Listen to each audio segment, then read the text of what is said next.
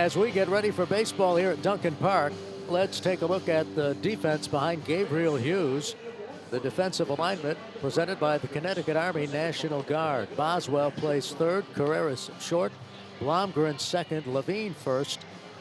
In left field, Goodman, Decolati in center, Veen in right.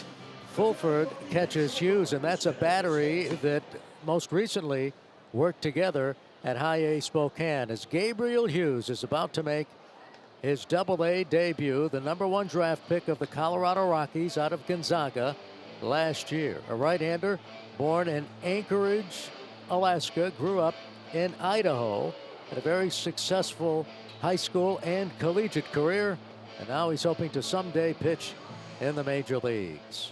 So Gabriel Hughes taking his warm-up pitches as we get ready to start tonight's game. The lineup against which he will pitch: Sweeney at short, Dominguez in left, Wells the DH, Hardman at third, Rumfield the first baseman, Durbin at second, Lockridge the right fielder, Rosario in center, and Gasper catching.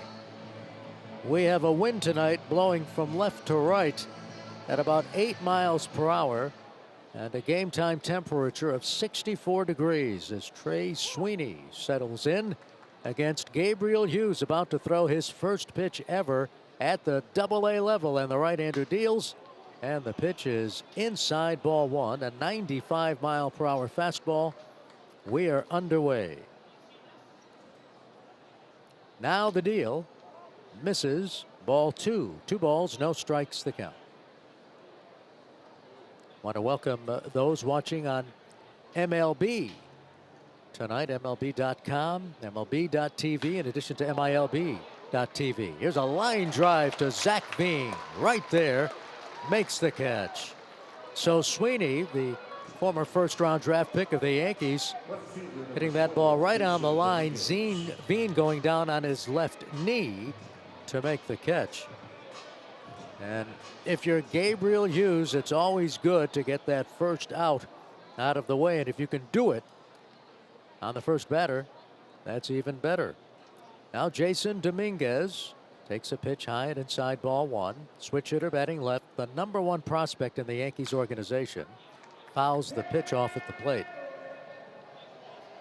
The folks associated with the Yankees are saying don't be concerned about his batting average. He walks, he gets on base, and he does hit for power.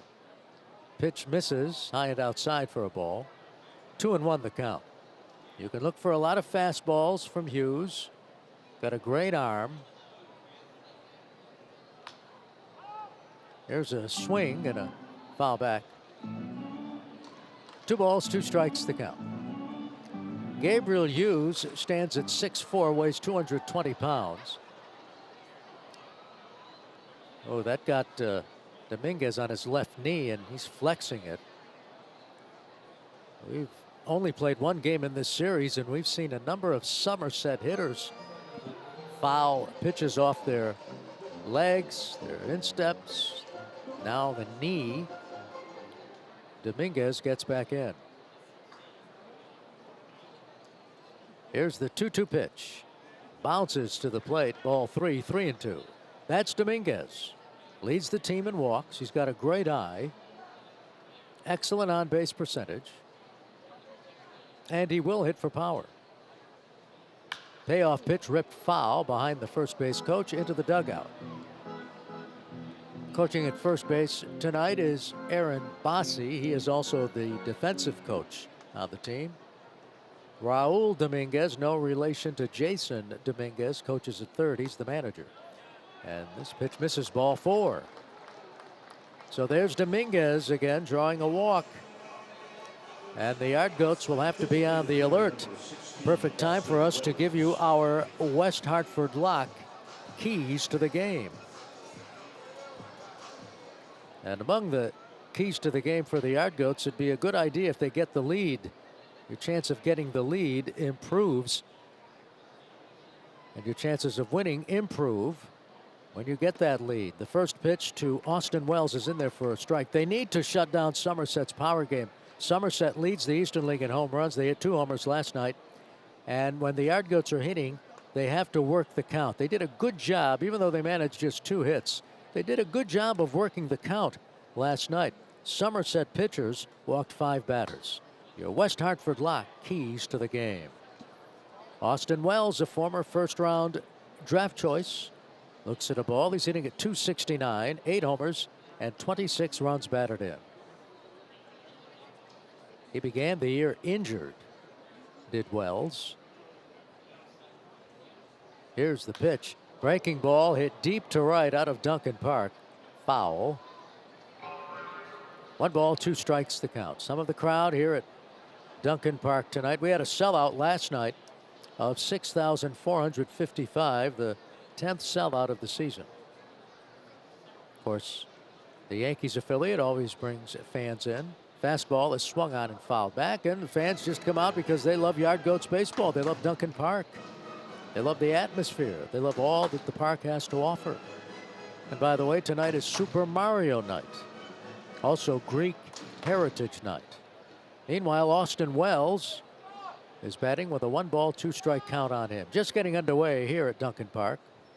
1 out. Dominguez, the runner at first. He's got a big lead. Hughes into a long set, deals the breaking ball in there. Strike 3 call.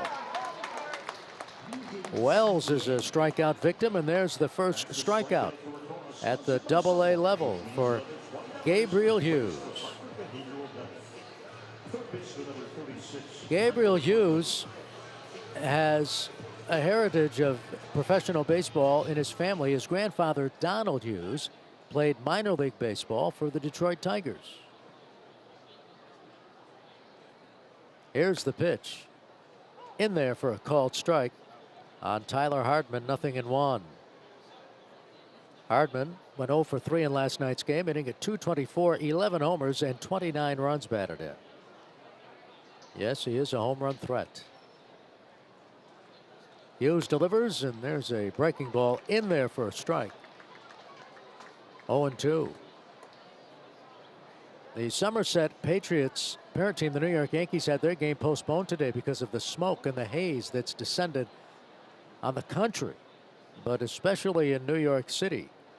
They'll make up the game tomorrow as part of a doubleheader against the White Sox. Here's a breaking ball low. 1-2 the count on Hardman. And the AAA affiliate for the New York Yankees, Scranton Wilkes-Barre, for a second straight night had its game postponed because of the smoke and the haze.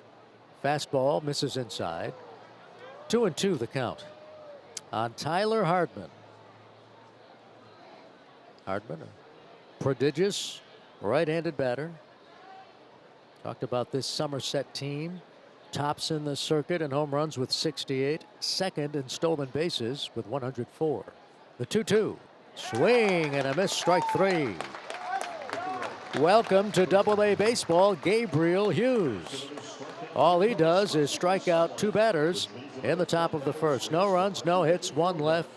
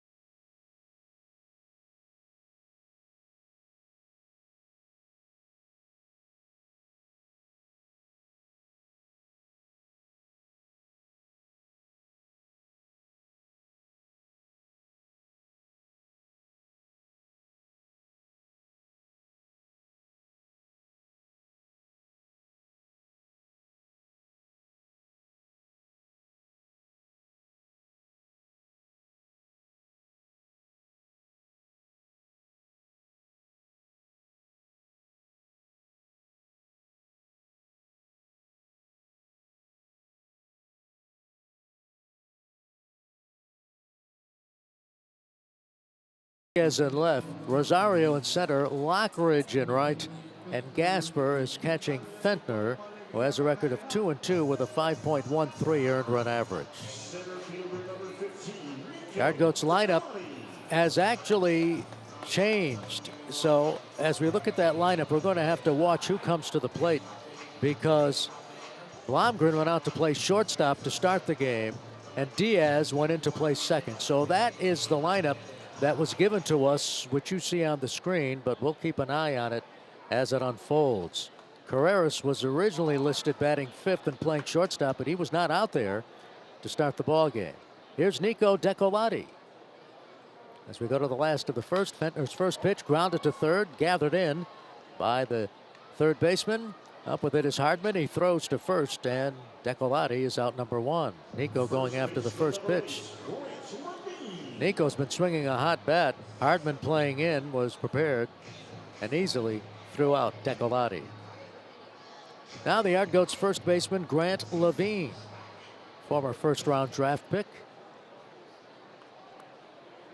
Yard Goats have 4 first-round draft picks in the lineup tonight. Fenter delivers, and the pitch is fouled back and out of play. No balls, 1 strike the count. We were talking about Grant Levine last night, how he has really developed a great understanding of the strike zone.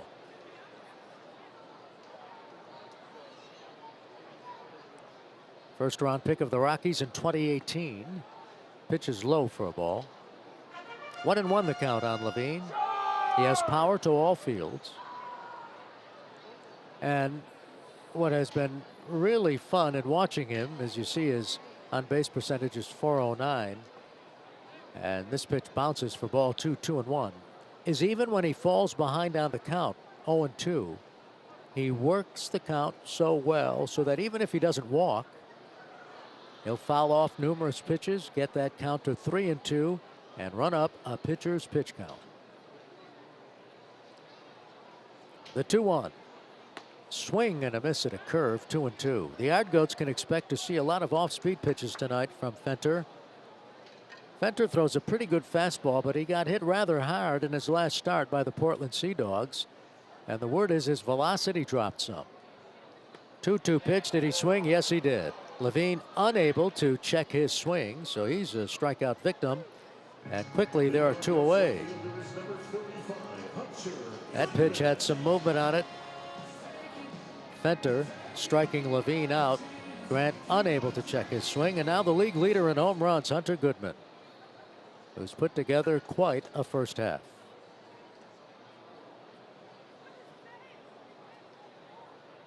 The pitch is in there for a strike.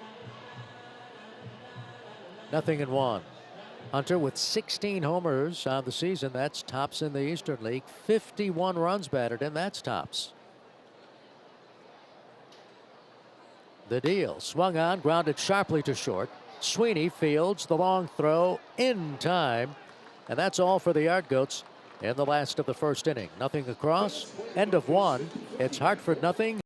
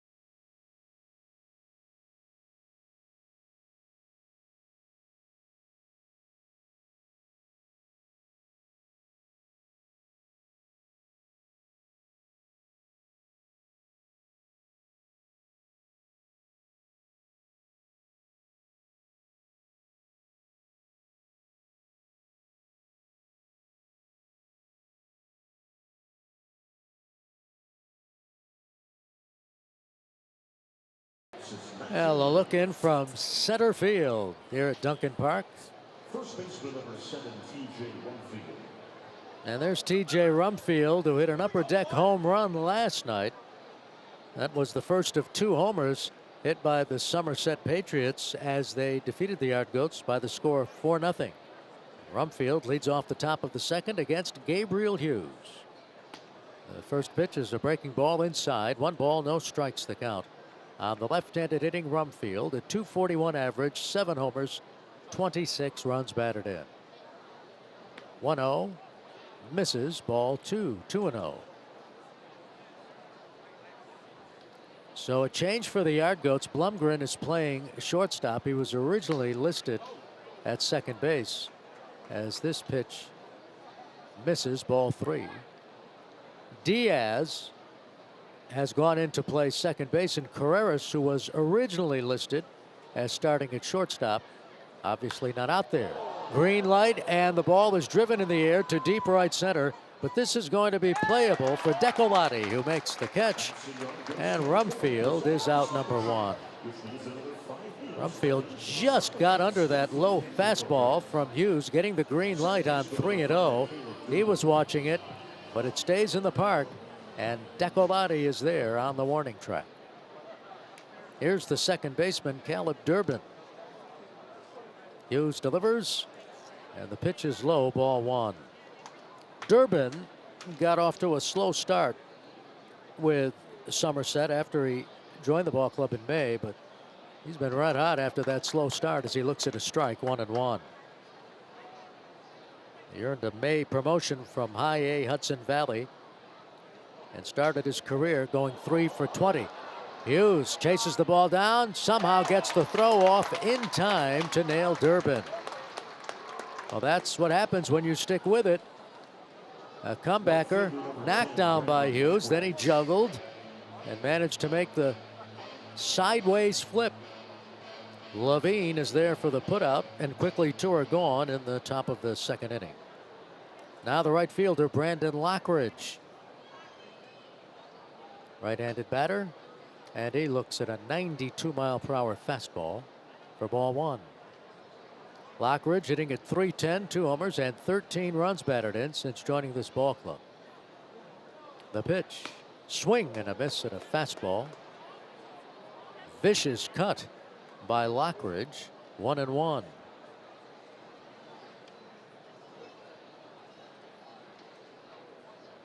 One deal. Swing and a miss at a breaking pitch. 1 ball, 2 strikes the count. I know we have a pitch clock, but now time is called. I was going to say Hughes is getting that baseball. He is ready to fire. And Lockridge asked for time, and it was granted by the plate umpire, Mitch Terziak. 1-2 pitches in there. Strike 3 called. And Gabriel Hughes, with 3 strikeouts in the bank on Green Bank night, heads back to the dugout looking very impressive at the start of his Double-A career. We go to the last of the second.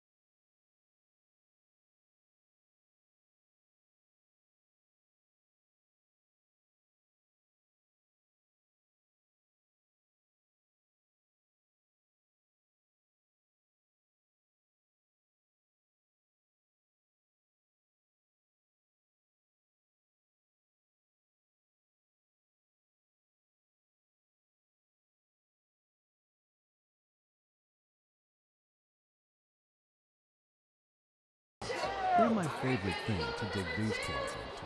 The possibilities are endless for what you can do with your wings, vacations, dinners, clothes, cattails. Well, off we go to I've got the a last special of the second and inning. even just scratch the sofa We are instead. scoreless here at Duncan Park. Possible as a scratch away with scratch tickets from the Connecticut Zach Lottery. Veen will lead it off, and last night Veen got the first hit of the game for the Yardgoats.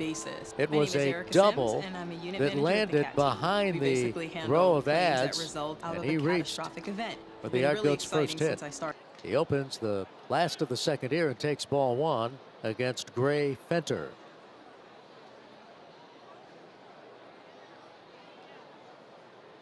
Drew Romo, who was originally listed 6th in the order, is on deck, so he will bat 5th. The pitch. Swung on, grounded sharply to second base. Durbin has, throws, and Veen is out number 1.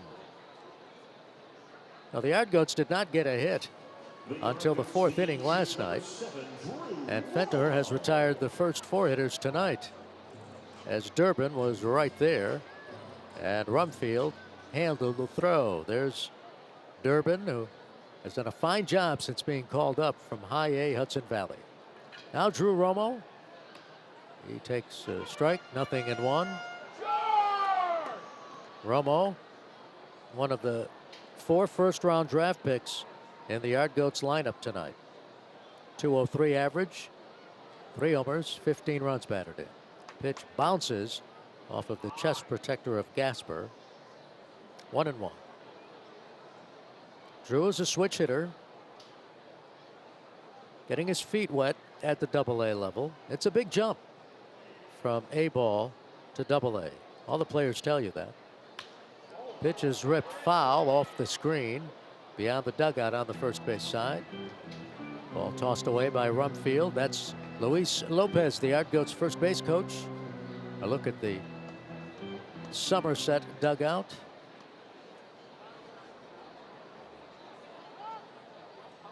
Now time is called. Braxton Fulford, by the way, is on deck. He was originally slated to bat 7th in the order, but he's been moved up a spot. Pitch to Romo is swung on and missed, strike 3. The ball is dropped by Gasper. He throws to first, and Romo is a strikeout victim. That is the second strikeout for Fenter. So here's Braxton Fulford. Fulford just joined this ball club on the road trip last week. Hit a home run at Akron's Canal Park. 2 outs, nobody on base. Last of the second, 0-0. And the pitch is high, ball 1. Glad you're with us on this Wednesday night. Dan Lavala with you. The voice of the Yardgoats, Jeff Dooley, rejoins us tomorrow night. Fulford batting at 188. A homer, a run batted in. Here's a line drive speared by the shortstop Sweeney. And Fenter throws another 1-2-3 inning at the Yardgoats. We head to the 3rd at Duncan Park with a score. Somerset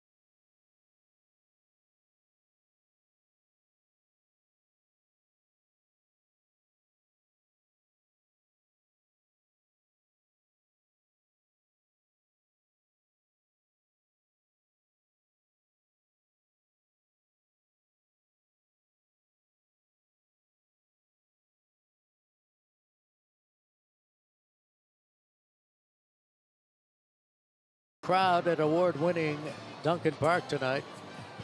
And they're still awaiting this game's first hit. 0-0 as we start the top of the third. Gabriel Hughes in his Double-A debut has not allowed a hit through 2 innings, walked a batter, struck out 3. And Gray Fentner has retired the first 6 batters he has faced. Here's Jason Rosario, left-handed batter, former Portland Sea Dog, former San Diego Padres farmhand. First pitch from Hughes. There's a breaking ball in there for a strike, 0-1.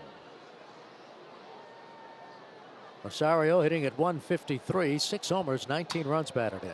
Grounded sharply past the shortstop into left center field, a base hit. Rosario makes the wide turn at first as Decolati gets the ball back to his shortstop Blomgren. And there's the game's first hit by Jason Rosario, a sharp single past Blomgren.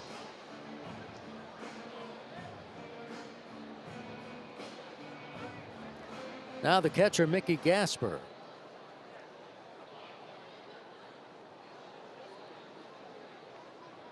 Mickey, a switch hitter, batting left-handed. And the pitch is grounded through the middle into center field, up base hit. Rosario's around second, digging for third. The throw by Decolati comes back to the infield. Rosario slides into third base. And here come the Patriots. Runners at the corners with nobody out. To start the top of the third, Hughes hung that pitch out over the plate, and Gasper quickly jumped on it. Decolati getting the throw off to his infielder, Jack Blomgren, as Rosario slid in. He was running on contact and easily made third base. So runners at the corners, top of the order for Trey Sweeney. Second time through the order, second look for the Patriots against Gabriel Hughes. Pitch is high, ball 1. The Yardgoats are playing the infield about halfway. They'd like to turn the double play,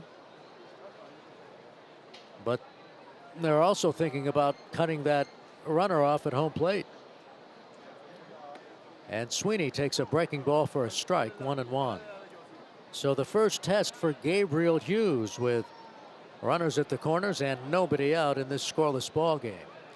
And the first round draft pick of the New York Yankees, Trey Sweeney, at the plate. The 1-1 pitch. Changeup is grounded wide of second. Diving stop by Diaz. He throws to first in time. Rosario scores from third, and the Patriots take a 1-0 lead. So Diaz did well just to keep the ball not only on the infield, but get an out, as the second baseman, added late to the starting lineup, makes the diving stop, erases Sweeney. Rosario does score, and advancing to second base is Gasper.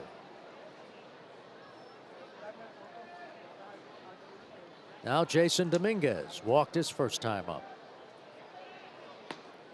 Pitch is low, ball 1.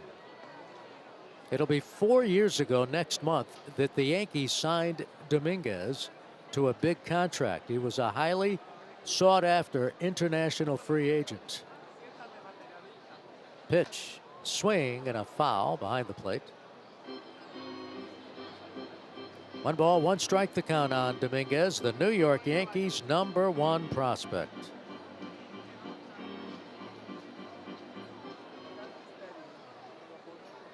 And he's up there with a runner in scoring position and 1 out. Here in the top of the third inning, a run in. Breaking ball, low, nice stop behind the plate by Fulford. And getting back to second is Gasper. Fulford had a notion about throwing down to second base.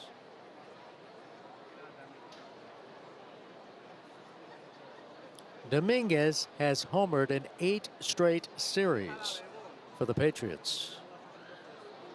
The pitch in there for a strike. 2-2. The New York Yankees signed Dominguez to, at the time, a team record $5.1 million international bonus. Pitch is fouled to the left, out of play. Some of the crowd here at Duncan Park, and the traffic going from north to south on I-91.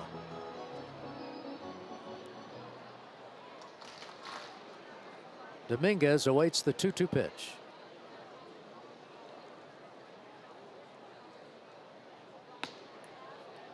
Misses outside, ball 3.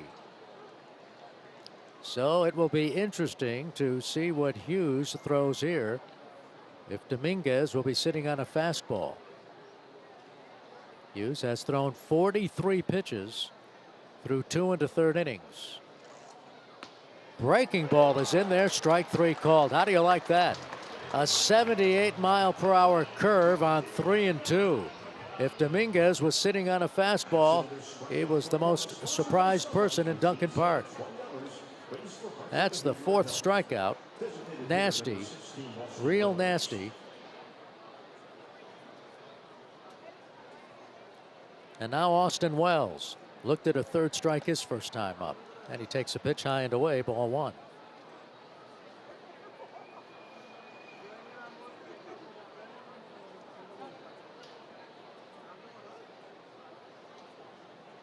Now the set.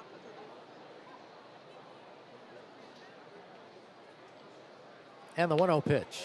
Breaking ball is swung on and missed. 1 ball, 1 strike the count.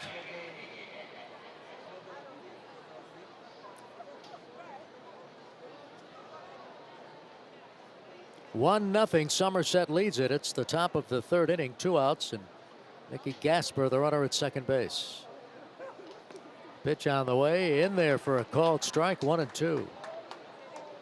Well, the attendance has been announced, 6,283, the 11th sellout of the season, 6th straight sellout. 9 out of the last 10 home dates have been sellouts here at Duncan Park. 1-2 pitch on the way to Austin Wells. Fouled back. Wells was going along in spring training this year, ready to start the season, and he ended up with a broken rib. So it took a while for him to have the rib healed and to return to the lineup at Somerset. You wonder how much longer he's going to be here. He's having another solid season at the AA level. There's a swing and a miss, strike 3. Gabriel Hughes strikes out first-round draft choice Austin.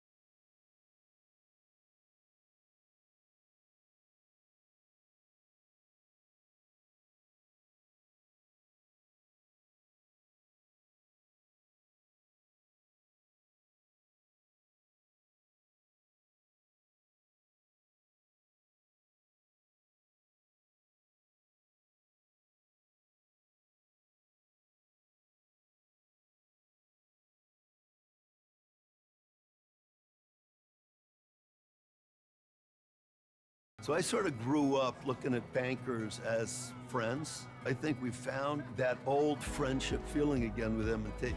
M&T's a large bank, but there's still that sort of hometown feeling. Well, a look at the Duncan heroes among us as they get a nice hand from the crowd. Members of the USS Hartford, who were introduced by Hartford Mayor Bronin. What a sight. Our heroes among us tonight as we head to the last of the 3rd inning. 1-0 in favor of the Somerset Patriots. Meanwhile, the Yard Goats are still looking for their first base runner. Ray Fenter is retired. The first 6 batters he has faced.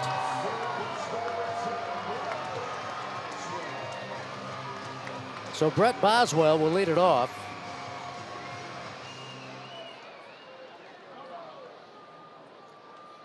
Bos playing third base tonight. And he looks at a strike, 0-1. Boswell batting at 180, 4 homers, and 17 runs batted in. Pitch misses high and away. 1-1 the count. Jack Blomgren is on deck.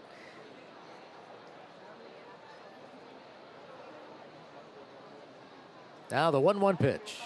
Swung on and ripped to left field, and it is going to be dropped by the left fielder, Dominguez. On his way to second base is Boswell. He is in standing. Well, Boswell has excellent power to the opposite field, and he ripped into that one.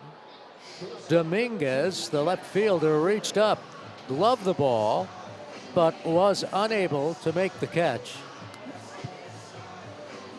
It will be a double for Boswell.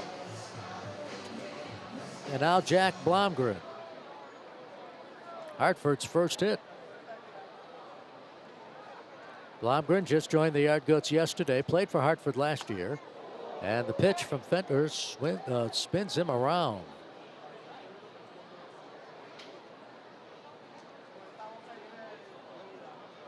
You mentioned earlier that Blomgren was originally listed at second base tonight, but he got a last-minute change and he was inserted at shortstop. Carreras came out. Pitch is fouled towards the Hartford dugout, where Yard Goats manager Chris Denorfia takes a look at his brain trust. There's some of the Hartford players. Look at the play Blomgren made last night. Played an outstanding game at second base, and that was one of 2 that he turned in, showing tremendous range and then pegging runners out. There's a line shot off the third baseman Hardman. Caroms into shallow left. Here comes Boswell. Here comes the throw. Boswell slides. He's tagged out. Now all the players are pointing toward something here. Boswell tagged out at the plate.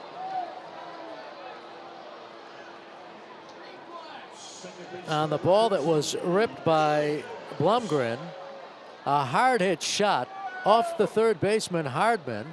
The ball chased down by Sweeney, the shortstop, and he got the throw off to the plate in time to nail the sliding Boswell. Wow, what a play. It will be a hit. But Boswell is out attempting to score, and now Diaz, there goes the runner. The pitch is in there for a strike, and Blomgren steals second base.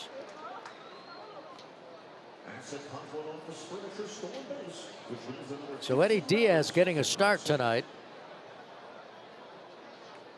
Eddie batting 9th in the order.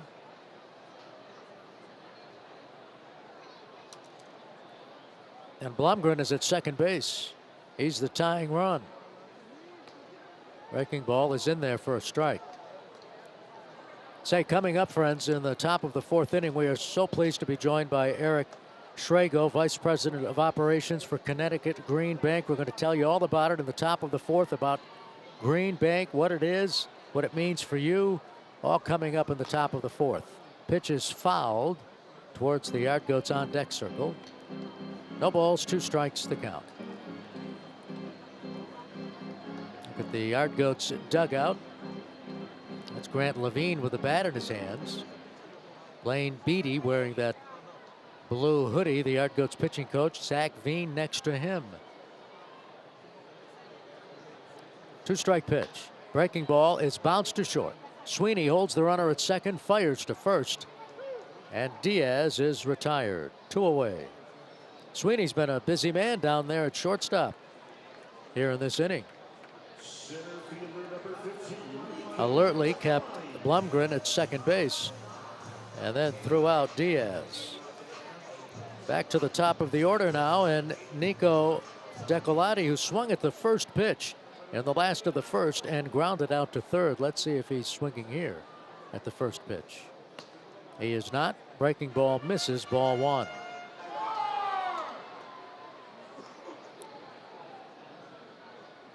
Decolati had an excellent road trip for the Yard Goats. The 12-game swing through Altoona and Akron. The pitch. Breaking ball in there for a strike. Nico went 13 for 36 on the trip. Had a homer, 2 doubles, 3 runs batted in, scored 7 runs. He did not play last night. He's starting in center field tonight as the pitch is fouled back. 1 ball, 2 strikes the count. Talking to Nico the other day about some of his thrills. In fact, we asked him, tell us something we don't know about you. And he said he once pitched a perfect game in the 12-year-old World Series down at ESPN's World Sports Center in Orlando. Pitches low for a ball, 2-2. He was a pitcher and loves to pitch. Actually pitched some in college, and I asked him, well, are you ready to pitch someday when you're in the major leagues and let's say there's a blowout and they need somebody to pitch the ninth? And he said, I'm there. I'm ready. 2-2. Swing and a miss, strike 3. Decolati strikes out. That is the 3rd strikeout for Fenter, and the Yard Goats failed to score. No runs on 2 hits.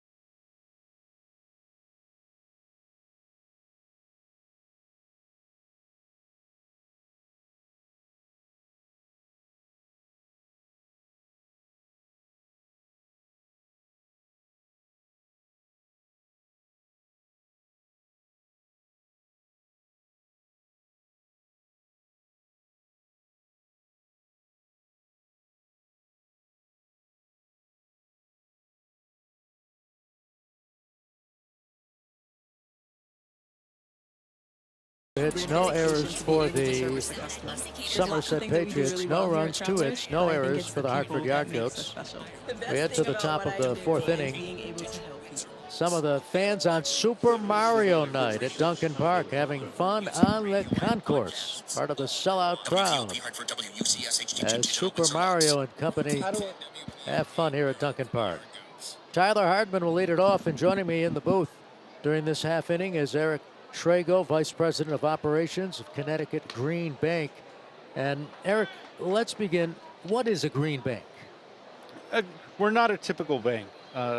We're a quasi-public state agency that's focused on lowering the cost of energy efficiency and renewable energy through financing. We address market barriers. We're trying to make things easier for homeowners, businesses, and institutions to pursue energy efficiency and renewable energy here in Connecticut. What impact has the Green Bank had on the environment? Our work has directly and indirectly made the air quality here in Connecticut a lot better. I mean, today aside, our projects have caused over 10 million tons of carbon dioxide to not be emitted. This is the equivalent of taking 2 million cars off the road for a year. If you look at the weather today and you see everything that's out there, our projects have reduced particulate matter in the air by the amount of 867,000 pounds. This translates to fewer cases of asthma, fewer fatal and non-fatal heart attacks, fewer days where we have air quality alerts like this. By the way, What we have experienced here and throughout the country over the last few days, I think serves as a reminder the importance of clean air, wouldn't you say? Oh, absolutely. What are some of the best ways for Connecticut homeowners to benefit from green bank programs? Reducing energy consumption should be a goal for everybody. I mean, who doesn't like to save money? Homeowners should really start with an energy audit. I mean, Eversource, Avangrid, and the Energize CT initiative run a home energy solutions program that's excellent at helping homeowners figure out where to start. The cost, it's low cost to homeowners. They get the results of the audit and they figure out where they can start. They can work with one of the many green bank partners across the state. We work with contractors of various sizes, from large national companies to small mom and pop shops who offer our financing. And those energy audits are very thorough, aren't they? Oh, they're very thorough. I mean, they found a lot of stuff in my house that I thought was pretty tight that it wasn't. Yeah, that's a good segue to talk about what are some of the popular green energy upgrades that homeowners can take advantage of. Oh, there's all sorts of stuff that's out there. I mean, right now we're seeing a lot of people getting ready for the warmer weather that's right around the corner with replacing old ACs. They're putting in heat pumps. Some people are putting in AC for the first time. In the fall, we typically see people starting to address their furnaces, upgrading those. Some people are putting in new insulation, and some people are going further. They're putting in electric vehicle chargers. They're installing solar and batteries to make their homes more resilient. By the way, Tyler Hardman fouled out down the right field line for the first out. TJ Rumfield is batting, just missed a home run his first time up. He homered last night. 1-0 Somerset leads, and Rumfield draws a one-out walk. That is the second walk surrendered by Gabriel Hughes. Talking with Eric Schrago, he is Vice President of Operations for Connecticut Green Bank. Give us an example of perhaps the first step or steps a homeowner should take. I mean, the first thing I would do is pursue an energy audit. You really want to take a holistic approach to your home. Figure out like what's all you need to tackle, and you can do that by just going to energizect.com or go to ctgreenbank.com, and we'll point you in the right direction.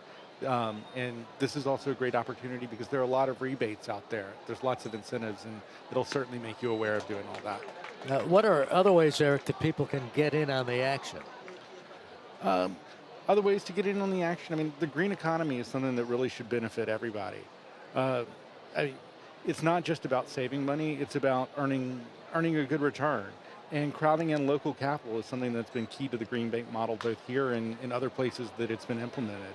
Last year, we launched the Green Liberty Notes with the intent of giving ordinary residents an opportunity to invest in Connecticut's clean economy.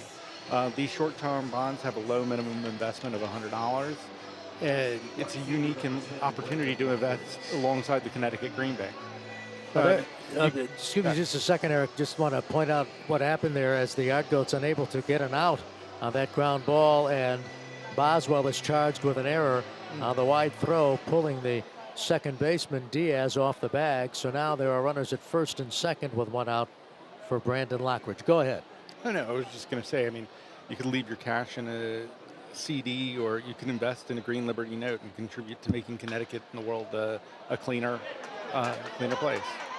Well, the Yard Goats have just turned to double play. Can you stick around a little bit longer? Oh, absolutely. Terrific. Eric will be back. Yard Goats get out of the inning. No run score following the error. We head to the last.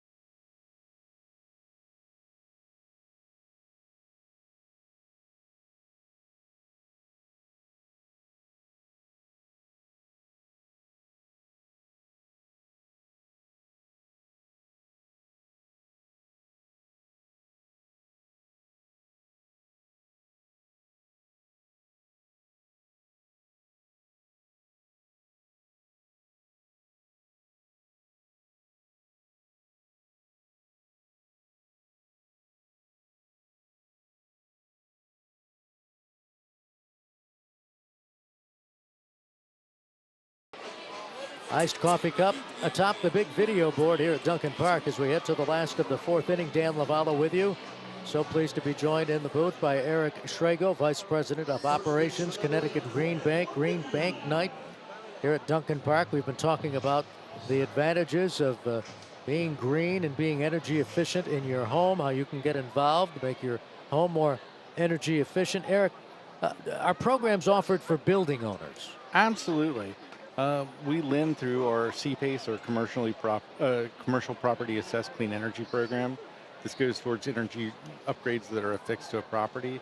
We offer a power purchase agreement where building owners can install solar on the roof and agree to buy that power for a fixed amount of time in the future. Both of these deliver savings to the building owners, so helping them reduce their operating costs and make a cleaner environment as they go. Grant Levine has a count of no balls and 2 strikes on him. He struck out swinging his first time up. 1-0 Patriots. Fenter delivers and the pitch is outside for a ball. 1-2.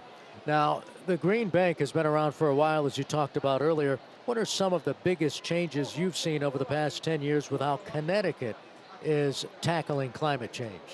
You know, the first several years of our solar offerings at the Green Bank, we had great uptake, but we really noticed that those pursuing solar were really the more affluent. And so we really intentionally targeted how do we get everybody involved in this. And through this intentionality, through bringing in partners like Posigen, we have made sure that Connecticut has pursued a policy of solar for all, a solar with justice.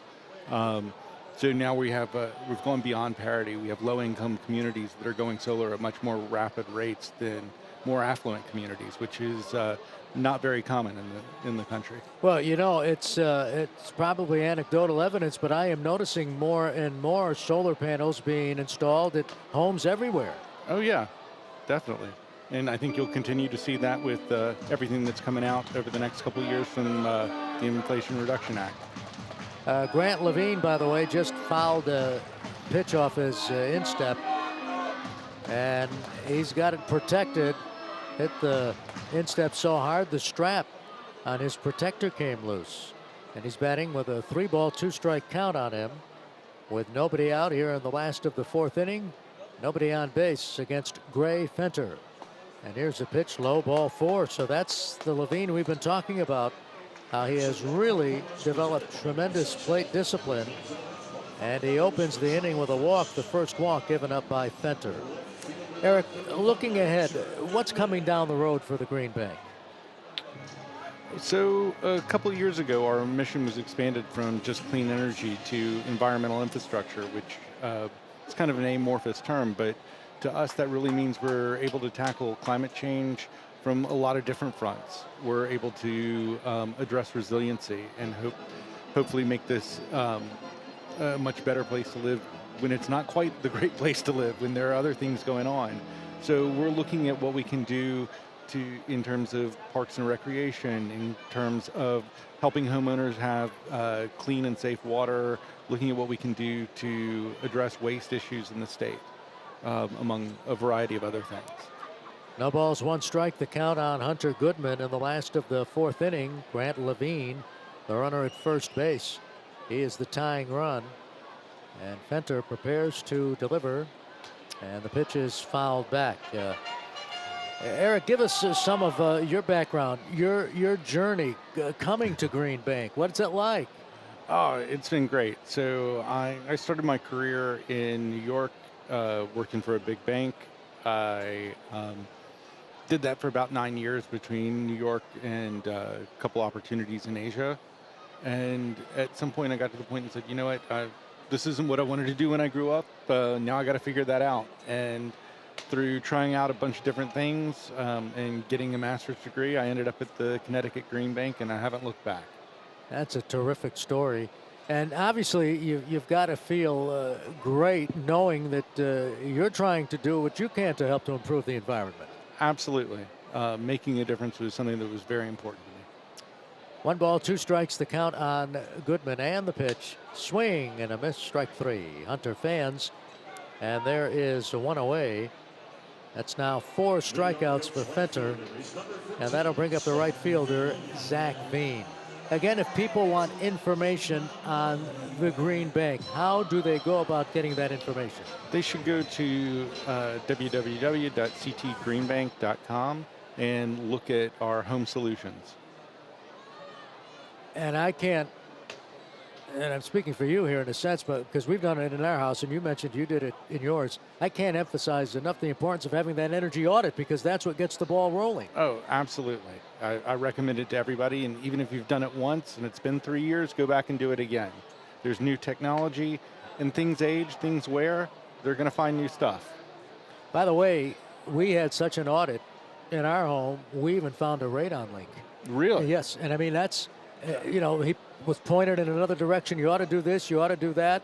And I, to this day, I thank my lucky stars that was found, Oh, yeah. So I can't urge people enough to go out and get that energy audit, because you don't know what else might be found. Mm-hmm. So, and is there a website again? Could you give us Yes. Go to ctgreenbank.com and explore our opportunities for home solutions. ctgreenbank.com. Eric, anything else you'd like to add before we let you go? No, this is a great game. I can't wait to get back to watching it. Well, we're going to let you go, but we thank you very much for joining us in the booth tonight, and enjoy the rest of the ball game. Well, thank you. Thanks for having me. You're welcome. Eric Schrago, join us, Vice President of Operations, Connecticut Green Bank. Meanwhile, Zach Veen is batting with a count of 2 balls and 2 strikes on him here in the last of the 4th inning, with the Yard Goats trailing 1-0, a runner at first and 1 out.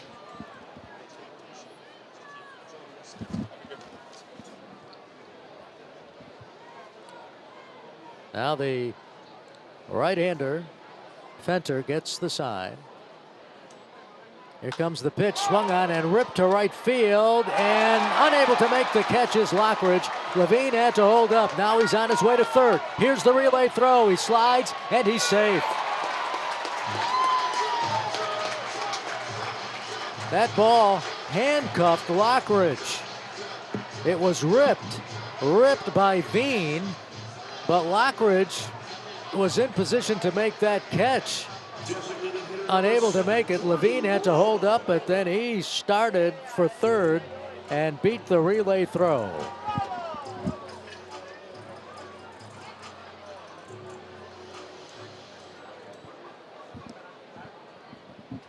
An error has been charged,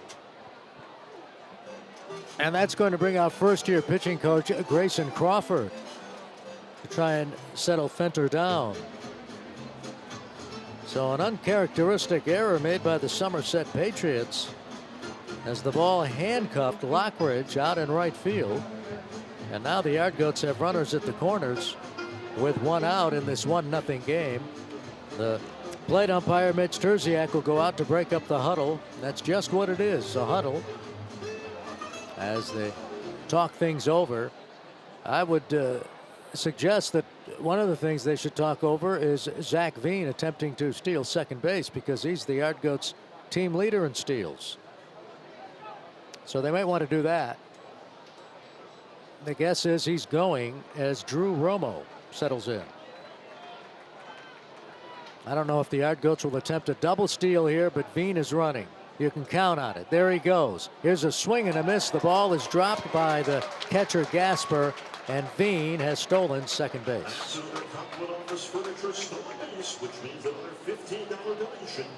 So now there are runners at second and third with 1 out, and a base hit could give the Yard Goats the lead, with the switch hitting Drew Romo at the plate. Drew batting at .201, 3 homers, 15 runs batted in. Levine leads off third. Veen off second. There's a breaking ball, misses. 1-1 the count.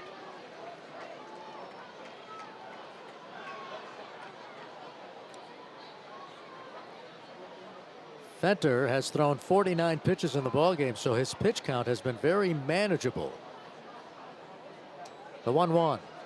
Breaking ball is swung on and missed. That's what he throws most of now, that curve or slider. He's going to that more and more. Meanwhile, Romo is behind on the count, 1-2. One of the first-round draft picks of the Rockies in the lineup tonight. Swing and a miss, strike 3. Another breaking ball. Romo strikes out, and there are 2 away. Catcher number 25, Braxton Fulford. That's 5 strikeouts, and Braxton Fulford will settle in. Fulford was having a very good season at IE Spokane when he got the call to join the Yard Goats on the last road trip. Pitch misses, ball 1. Braxton was batting at .307 with 8 doubles, 6 homers, and 21 runs batted in 37 games. When he received word he was heading to Hartford. 1-0. Breaking ball in there for a strike, 1-1. By the way, that stolen base earlier by Zach Veen, his team leading 19th steal. He's at second. Levine is at third. 1-1. Low. 2-1 the count. This is game 2 of a 6-game series for the Yard Goats against the Yankees affiliate Somerset. One of 2 trips Somerset will make to Duncan Park this year. The Yard Goats go to Somerset once for a 6-game series in August. 2-1. Swing and a miss at a breaking ball, 2-2. In fact, Somerset will be back at Duncan Park next month. July 18th through the 23rd. The 2-2 pitch upcoming. Swing and a miss, strike 3. Oh boy, what a job by Fenter. Pitching around 2 runners in scoring position. He strikes out the side. Fanning Fulford. We go to the 5th with the score.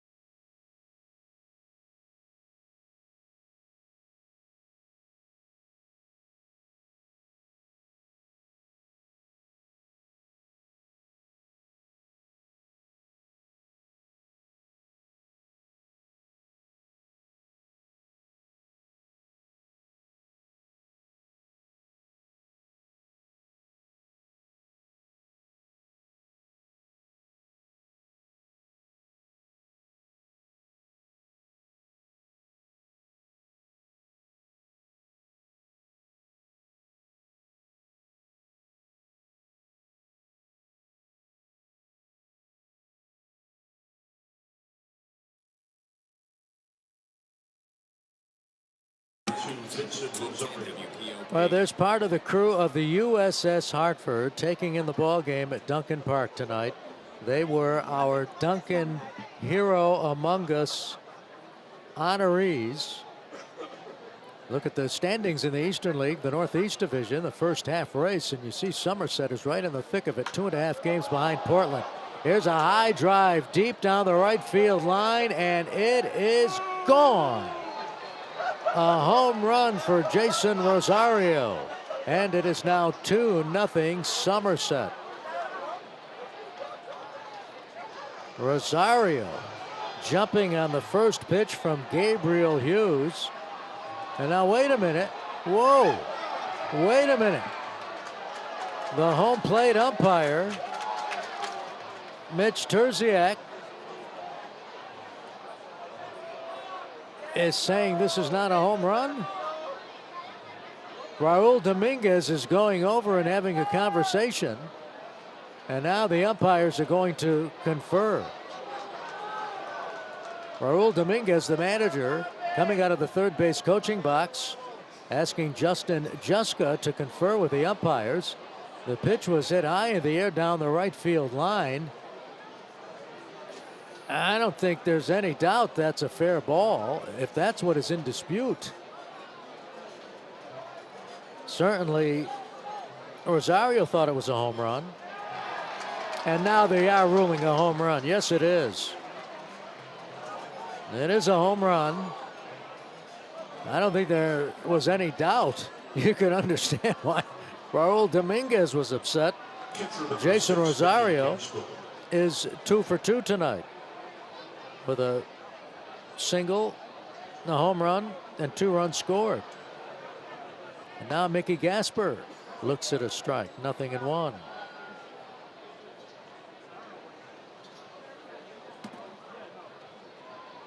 Gasper single to center his first time up. And the pitch is high for a ball. That was one of those high towering shots, perhaps lost in the haze by one of the umpires. There's a line shot into center field, up base hit. Coming over to field the ball is Veen, and Gasper is aboard with a single. How do you like the numbers 8 and 9 hitters and that Somerset batting order? They're a healthy 4 for 4. As Gasper gets his second safety of the ball game. To the top of the order, and Trey Sweeney. He is lined out to right and knocked in a run with a ground out. Third time through the order now for the rookie Gabriel Hughes. And the fastball is popped up foul, third base side, out of play. Hughes rearing back and firing that time.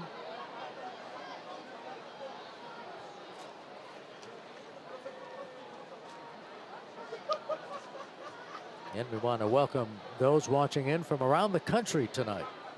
Yard Goats and Patriots everywhere tonight. Pitch is in there for a strike. Dan Lavala with you. The voice of the Yard Goats, Jeff Dooley, rejoins us tomorrow night. And we hope you are enjoying the telecast and broadcast for those listening on radio. Pitch is high for a ball.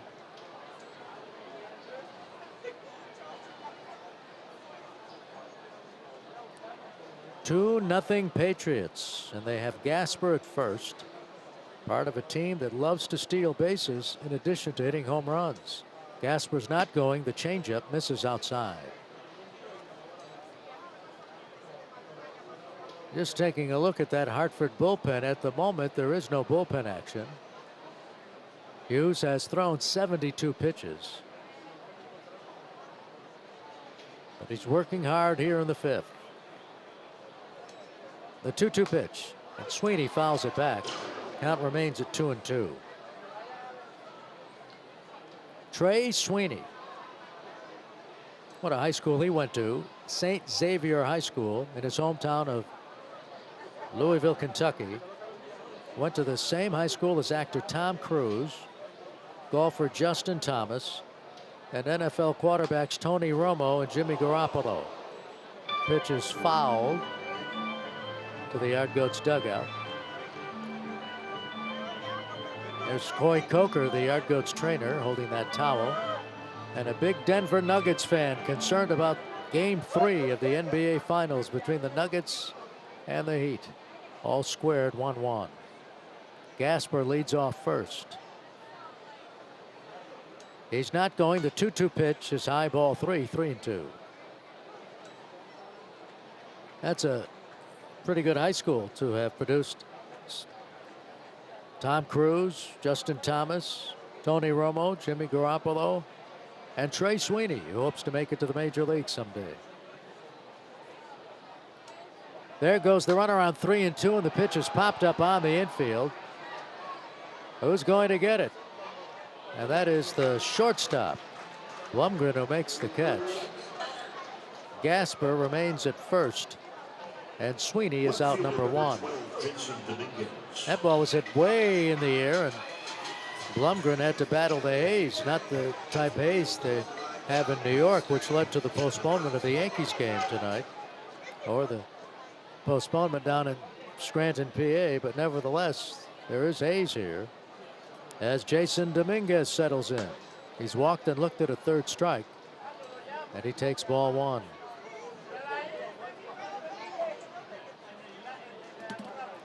Dominguez, the highly touted rookie, only 20 years of age.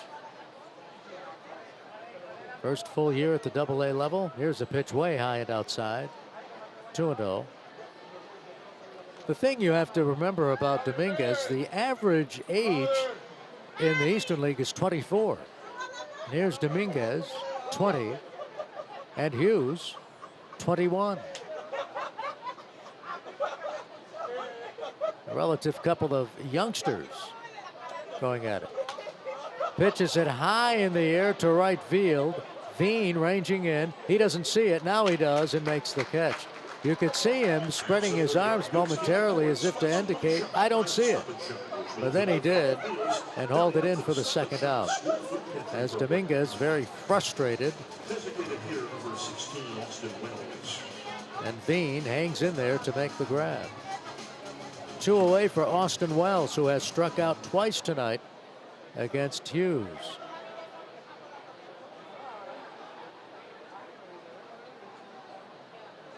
Big lead by Gasper. He might be going here. Pitch is in there for a strike. Somerset might take a chance here and have Gasper running with 2 outs to get him into scoring position with the dangerous Wells at the plate. 0-1 the count. Pitch is high and away. The word on Wells, by the way, is not only is he a very good catcher, first-round draft pick by the Yankees, but he's also become a leader in the clubhouse, a leader on the field, the way a catcher is supposed to be a leader. He's serving as the DH tonight, but he is a catcher. And he lines this one into left field for a base hit. This could be trouble as it rolls all the way to the wall. Gasper getting the green light, turns the corner, comes down the line. No throw will be made. It is a run-scoring double for Austin Wells, and Somerset takes a 3-0 lead. That is a good piece of hitting by Wells. Pitch out over the plate. He didn't try to pull it. He went the opposite direction. The ball rolling all the way to the base of the wall in left center. Retrieved by Decolati. But running all the way with 2 outs was Gasper. He scores easily, bringing in the 3rd run of the ball game for the Patriots.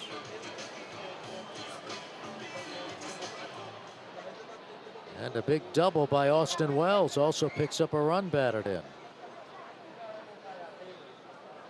This has been a rough inning for Hughes as Tyler Hardman settles in and takes ball 1. Hardman has struck out and fouled out down the right field line. Now time is called. Here comes pitching coach Blaine Beatty. And I think what he wants to do is give Hughes a breather. By far, this has been the toughest inning for Gabriel Hughes. Even tougher than that 3rd inning when Somerset scored a run. In fact, Somerset has had base runners in every inning except the 2nd when Hughes retired the side in order. And now a look at the Yard Goats bullpen. Zach Veen talking with his teammates in the bullpen. There's still no warm-up action. Remember, Hughes went 4-3 at High A Spokane. As Blaine Beatty, who once pitched in the major leagues, has his say. Longtime pitching coach heads back to the 3rd base dugout. But Hughes, pitching at High A Spokane, knows what it's like to pitch deep into a ball game. So it's not as if they're working on a pitch count trying to build up his arm strength. He's been pitching all season. The first pitch to Hartman is fouled off. 1 ball, 1 strike now, the count on Hartman. That actually was the 2nd pitch thrown to Tyler with Austin Wells, the runner at 2nd base. 2 runs in, and the Patriots leading by the score of 3-0. Here's the set and the pitch. Breaking ball is low, 2-1 the count. This is a big ball game. Remember, the Patriots are just 2.5 games out of first place. Akron and Portland, incidentally, are in a delay, tied 5-5 in the top of the 5th. Here's the deal. Fastball misses outside, ball 3-1. I would guess if Hardman gets on base, you might see that Yard Goats bullpen getting busy. Hughes has thrown 86 pitches. The 3-1 pitch. Way inside, ball 4. So that puts runners at first and second. And here comes T.J. Rumfield. It's Hughes, who studied biology at Gonzaga. He wants to go to medical school. He's trying to operate out of this mess in the top of the 5th inning. Wells at second, Hardman at first. And now time is called. They have called a balk on Hughes. So that's going to move the runners up. Wells to third and Hardman to second. And now, as we surmised, there is some stirring in the Hartford bullpen. You could see where Hughes balked, where he moved on the rubber as we watched the replay, and immediately Mitch Terziak picked up on it and called Hughes for the balk.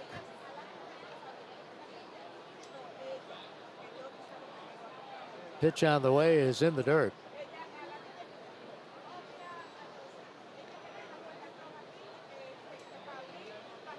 Well, Somerset is a base hit away from really causing some trouble as loosening in the Yard Goats bullpen is the right-hander Phineas Delponte Smith. Fastball in there for a strike, 1-1.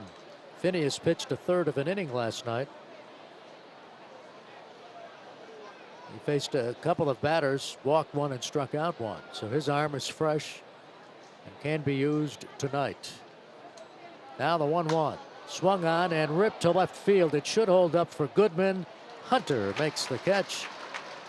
And Hughes pitches out of it, but not before the Patriots tack on a couple of runs, and they do it on 3 hits. 2 men left on base. We've played 4.5 at Duncan Park with a score. Somerset 3.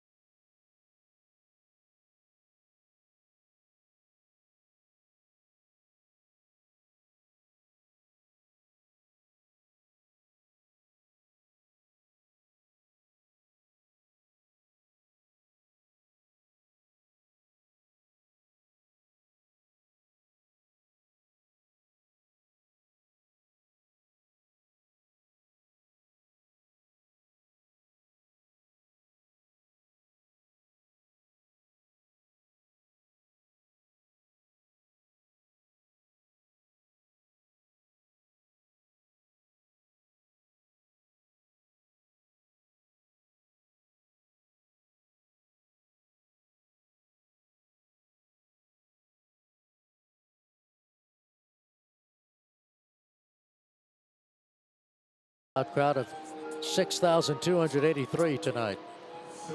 And right now their Yard Goats are losing by the score of 3-0 as we start the last of the 5th inning with Brett Boswell leading off.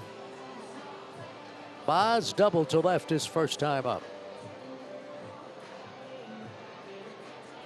And a shot to the left fielder, Dominguez, a little bit over his head. Dominguez unable to make the over-the-shoulder grab. Here's a pitch fouled off to the left. No balls, 1 strike to count. On that out-of-town scoreboard presented by Budweiser, It's Akron 5, Portland 5. They have resumed that game. They are in the top of the 5th inning. Pitch on the way, hit high in the air to deep right field. It is going, gone. Brett Boswell puts the Yard Goats on the board for the first time in this series. A towering home run into the upper deck in right. And it is now Somerset 3, Hartford 1. The Boz goes yard, turns that pitch around, and watches it sail into the night here at Duncan Park. An upper deck shot by Brett Boswell, and a fan comes away with a souvenir, and Boz gets to wear a Yard Goats helmet after constructing that home run. Jack Blumgren looks at a strike, 0-1. That's got to feel good for Brett. And the Yard Goats are finally on the board in this series. They were shut out last night 4-0. And they were being shut out tonight 3-0. But it's now a 3-1 ball game. 1-1. The count on Blumgren, who reached on an infield hit his first time up. Swing and a miss. 1 ball, 2 strikes, the count. It's Bowie 8, Erie 7. They are in the last of the 7th inning in Erie. Erie's in first place, and Bowie in last. Now we've got a strike called, and that's going to be strike 3 on Blumgren, who took too much time. So a clock violation. And this time it's on Blumgren, who is struck out. The way I guess he was waggling his bat, not ready with 8 seconds remaining on the pitch clock, but he is a strikeout victim, and here's Eddie Diaz. Swing and a foul back. What's the symbol for that? Normally on a scorecard, a swinging strike is a K, and a caught looking is a reverse K. What do you do for a pitch clock violation? PC, I guess, or C, below the K. There's a pitch in there for a strike, 0-2 on Eddie Diaz. Eddie has been with the Yard Goats all season long,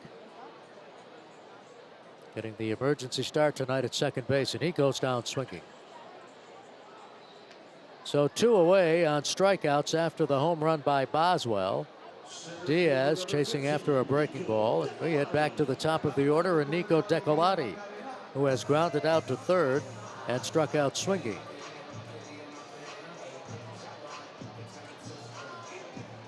That's 8 strikeouts now for Fenter. He's mowing him down.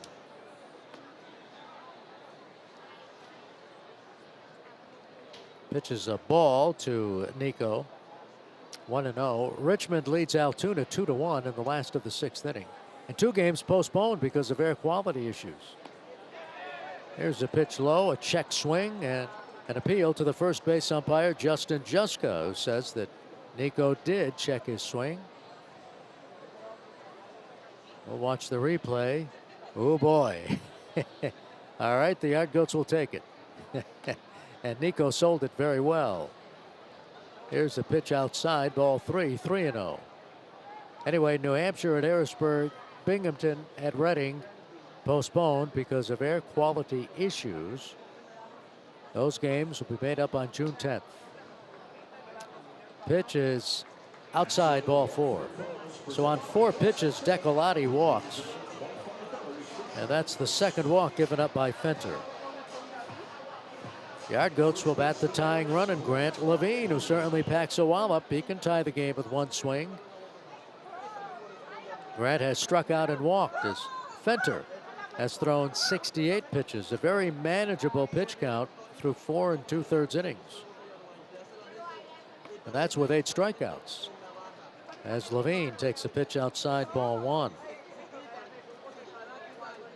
8 strikeouts for Fenter, the most he has struck out in a game this year.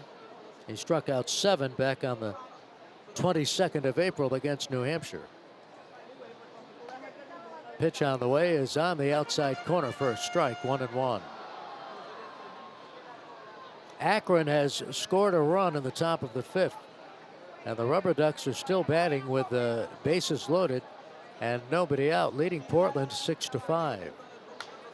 Here's a looper to left field. Dominguez racing in, makes the catch. And that's all for the Yard Goats in the last of the 5th inning. Nice running grab by Jason Dominguez as he races in for the 3rd out. The Yard Goats score a run on the leadoff homer by Boswell. 1 man left. We've played 5 at Duncan Park with the score Somerset.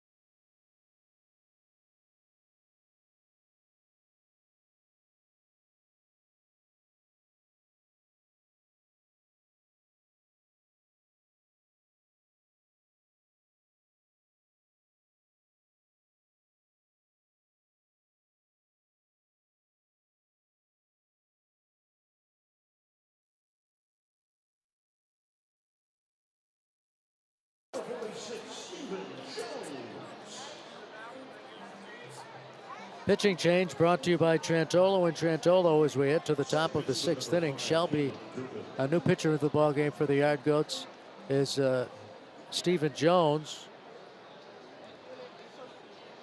Stephen Jones enters, and the first pitch to Caleb Durbin is a ball, 1-0.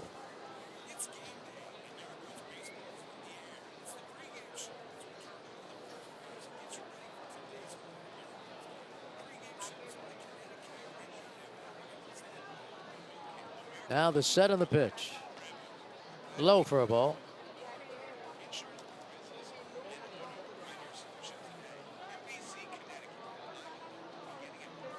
Two balls, no strikes, the count.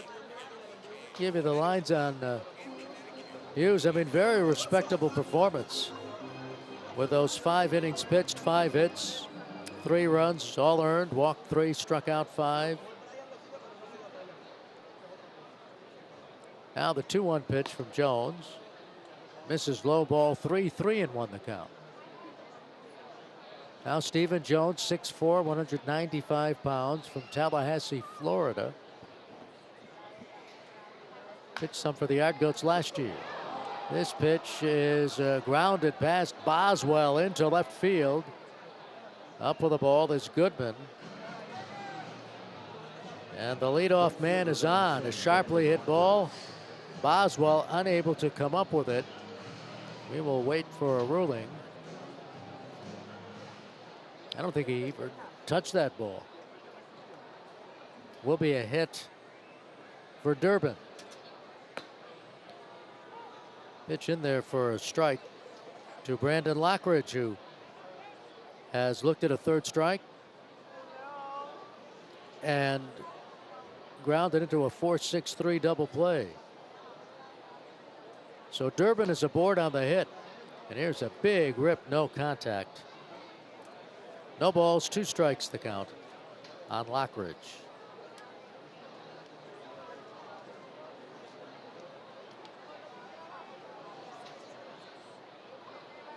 Lockridge was a 5th-round draft choice by the Yankees back in 2018. Here's a swing and a miss, strike 3. So he is a strikeout victim. The first strikeout for Jones. Stephen went right at him, and Lockridge comes up empty. That's the 6th strikeout for Hartford pitching tonight, and here's a man who has wreaked havoc on the Yard Goats tonight. Jason Rosario, 2 for 2, 2 runs scored. Here's a throw to first, and just getting back is Durbin ahead of the tag by Levine. That was a close play, but the throw was not on the bag. Levine had to stretch, reach across his body to handle that throw, and Durbin was able to get back to the bag. There's Rosario, looks at a ball. Jason tonight has singled to left, had a solo homer, and scored a couple of runs. There goes the runner. The pitch is swung on and missed. The throw down to second base, skips into center field. Getting up and heading for third is Durbin, and he will make it standing. So it will be a stolen base and an error, and Jones now is in some trouble. As Somerset tries to get the run back, it gave up in the last of the 5th inning. Throw wide of second base, and Durbin, even with that headfirst slide, had plenty of time to get up and advance to third. Now the infield in this tight ball game.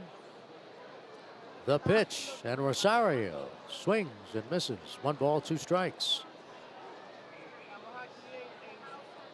The numbers 8 and 9 hitters in the Somerset batting order tonight. At this moment, a collective 4 for 4 with 3 runs scored. But this time Rosario strikes out, and there are 2 away. Jones, who began the year at AAA, going right at Rosario and striking him out. Now the catcher, Mickey Gasper. He has singled to center twice tonight and scored a run. 3-1 Somerset. And the pitch is on the outside corner, a called strike to the switch hitting Gasper, hitting left-handed against the right-hander Stephen Jones.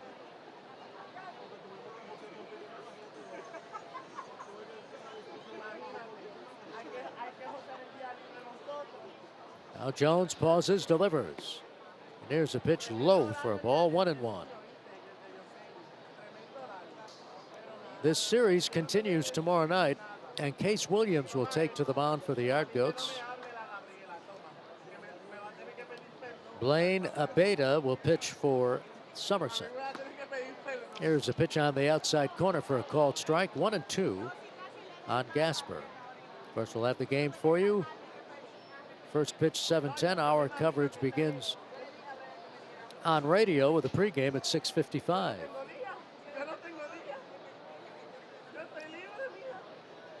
Here's the pause by Jones and the 1-2 pitch. Fastball misses. He came right at him that time.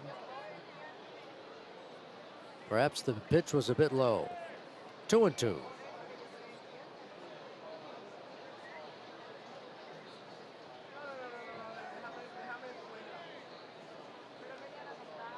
Again, Durbin leads off third. The pitch. Swing and a miss, strike 3. Nice job by Stephen Jones.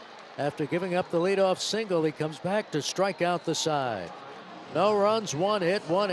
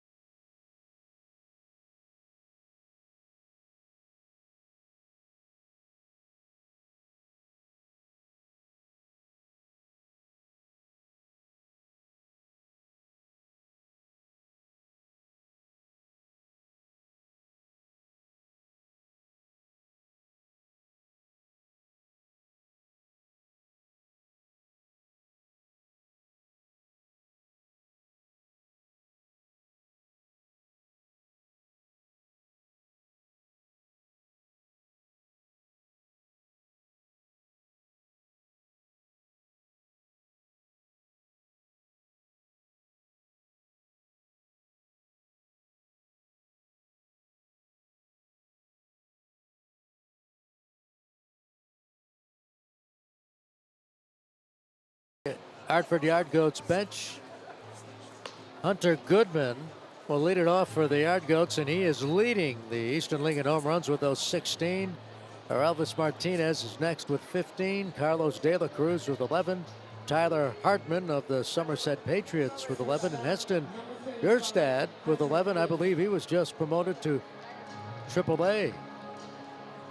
Heston was. He opened the season with the Bowie Bay Sox, and Bowie started the year right here at Duncan Park on opening night, and he was in the lineup that night for the Bay Sox. All right, here's Goodman, league leader in home runs, and the pitch.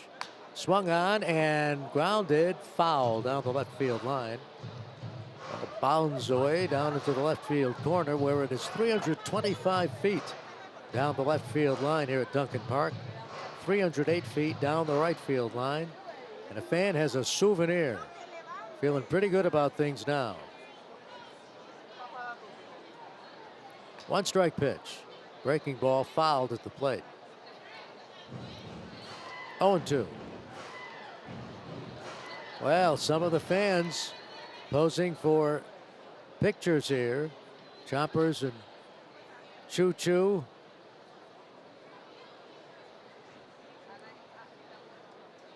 The 0-2 all the way to the backstop. 1 ball, 2 strikes the count. 2 games in the major leagues tonight postponed because of air quality issues. The Yankees and White Sox in New York, and the Tigers and Phillies in Philadelphia. Those games will be made up as part of a doubleheader tomorrow. There's a sharply hit ground ball down to third, gathered in by Hardman. He throws to first, and Goodman is retired.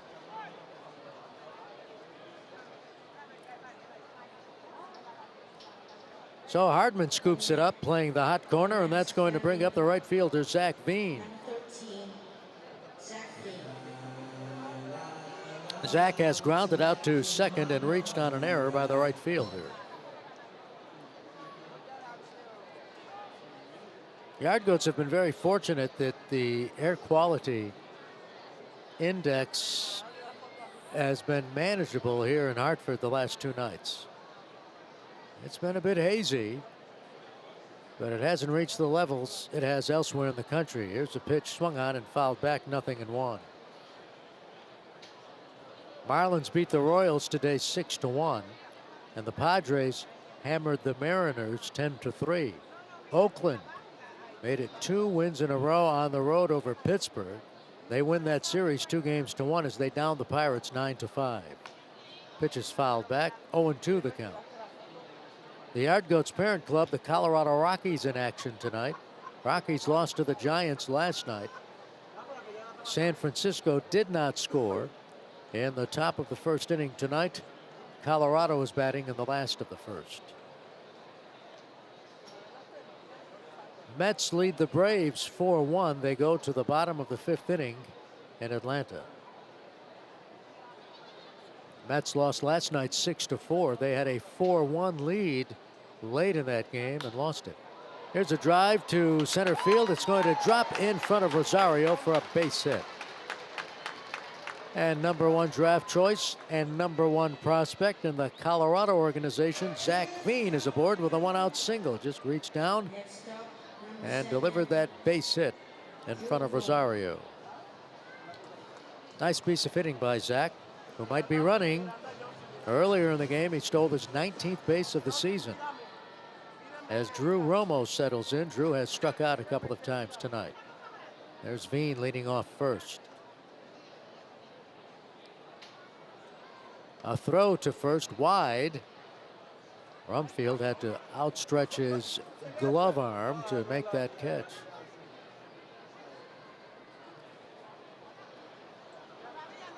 He throws right-handed as a first baseman. Here's a swing and a miss. 0-1 the count. Dodgers and Reds tied 6-6. Dodgers batting top of the 6th. Minnesota has scored a run in the 9th to tie Tampa Bay. Here is a swing and a miss. No balls, 2 strikes the count. Last night, Tampa Bay shut out the Twins 7-0. They were shutting out the Twins until the 9th inning tonight. Minnesota scored a run to tie the game, and they are still threatening in the top of the 9th Twins and Rays tied 1-1. Tampa Bay is 44-19 on the season. 27-6 at home as the throw to first. Veen gets back. Arizona leads Washington 4-2. They are in the middle of the 7th inning in D.C. There goes Veen. The 0-2 pitch is hit high in the air to right center field. Drifting over is the right fielder. Lockridge makes the catch, and there are 2 away. That time Drew just got under it as Lockridge had to take a couple of steps to his right, making the one-handed catch. Now the catcher, Braxton Fulford. He is lined out to short and struck out swinging. In his second game ever at Duncan Park. Made his Duncan Park debut last night. 3-1 Somerset. Veen bluffs going, and the pitch is outside, ball 1. Toronto leads Houston 3-2. They're in the top of the 8th in Toronto. They go to the top of the 6th in Cleveland. It's the Guardians 5, the Red Sox 2. Brewers 4, Orioles nothing. Top 5 in Milwaukee. Pitch is low for a ball. 2-0. The count on Fulford. Cubs play the Angels in Anaheim later on, and that is your out-of-town scoreboard. Presented by Budweiser. Here it's 3-1 Somerset. There goes Veen. The pitch is low. The throw down to second base. He's safe. His team leading 20th stolen base of the season. And now the Yardgoats have another runner in scoring position. Zach got a nice jump that time. The pitch to Fulford was a ball, so now the count is 3-0 as Gray Fenter looks at his inside of the baseball cap, the bill of the cap, perhaps reading some instructions on Fulford.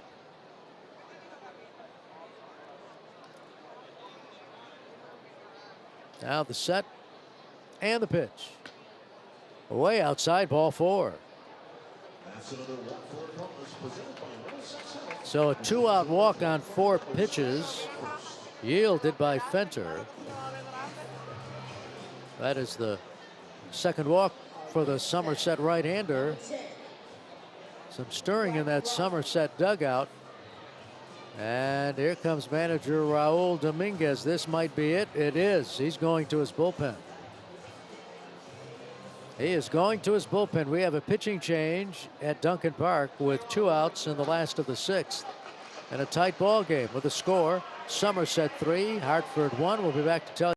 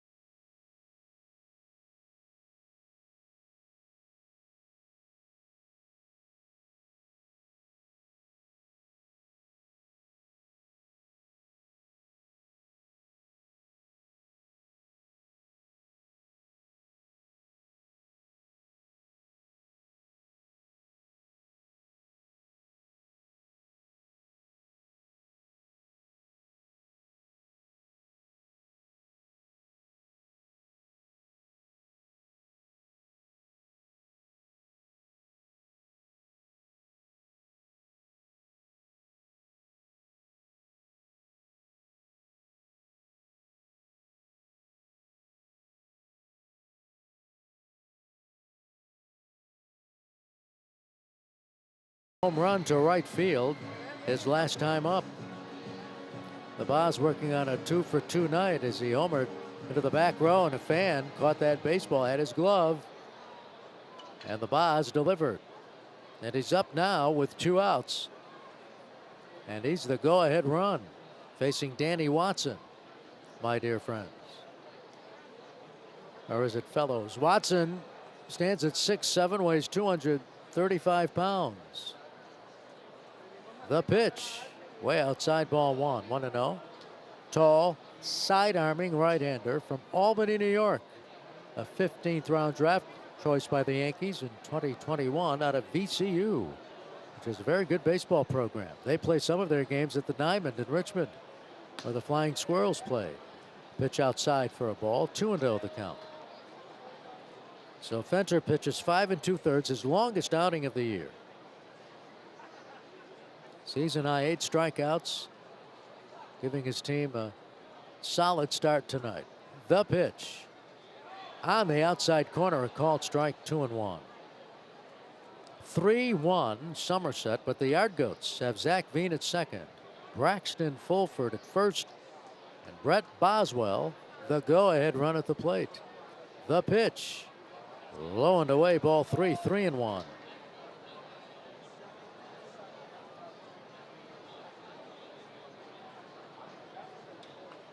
Big pitch coming up right here. Watson does not want to load the bases, that's for sure. He looks to second, delivers, and the pitch is swung on and drilled to deep left center. This is trouble, and this one is going to be caught. What a great catch by Rosario. What a night he's having. Jason Rosario with a spectacular running catch. Watch it again. This would have tied the ball game. And Rosario reaches out on the warning track, slides into the wall, holds onto the baseball, and saves the Somerset Patriots from this being a tie ball game. What a catch. We head to the 7th.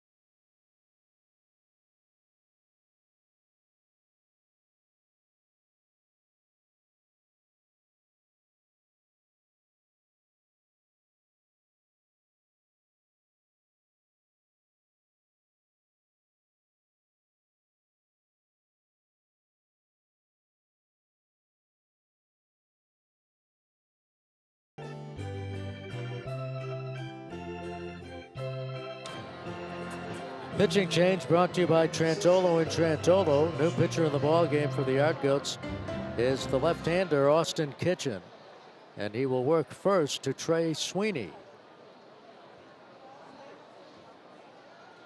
Crowd still buzzing over that spectacular catch by Jason Rosario, who's having himself a ball game, both in the field and at the plate.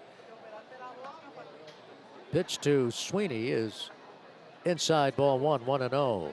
Sweeney tonight is lined out to right, knocked in a run with a ground out to second, and popped out to short. Now the left-hander Austin Kitchen delivers a curve that's in there for a strike. Austin, 6 feet, 200 pounds, from Pittsburgh, Pennsylvania, signed by the Rockies as a minor league free agent in 2021. The left-hander deals, and the pitch is outside for a ball. 2 balls, 1 strike the count.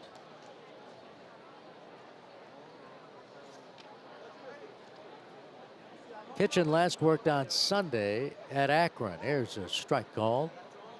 2-2. In fact, he was the losing pitcher. Hurled an inning and 2/3, allowed 2 runs on 4 hits, didn't walk anybody, struck out 1. The 2-2. Foul towards the on-deck circle and now the dugout of the Somerset Patriots.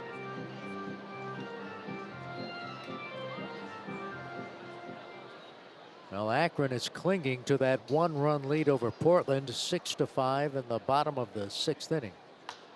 Here's a high pop-up. Shallow right field. Diaz, the second baseman, drops back, makes the one-handed catch, and Sweeney is retired. Sweeney going down steers for that pitch. Now the left fielder, Jason Dominguez. He has walked, looked at a third strike, and flied to right. Eddie Diaz making a nice catch on that pop-up. Dominguez will turn around and bat right-handed. And he looks at the ball one, an appeal. And the first base umpire, Justin Juska, said he held up on his swing. Jason is named after Jason Giambi. There's a strike. 1-1. Jason Dominguez has a father who was a big Yankees fan, and of course Giambi at one point played for the Yankees. Here's a swing and a foul back.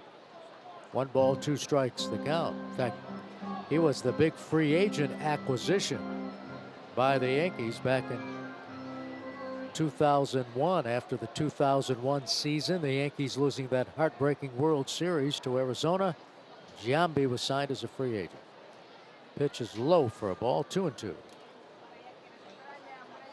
So Jason Dominguez gets his first name after Jason Giambi. The 2-2 misses inside, ball 3, 3-2.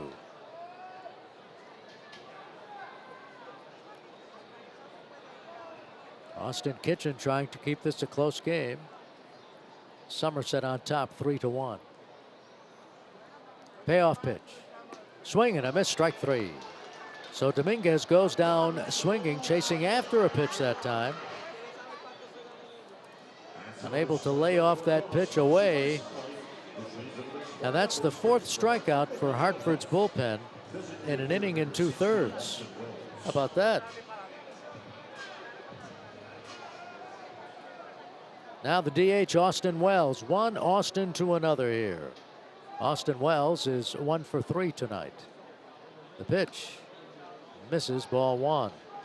Wells has struck out looking, struck out swinging, and knocked in a run with a double in the 5th inning. Did he swing? Yes, he did. Wells goes around, and he's in a 2-strike hole.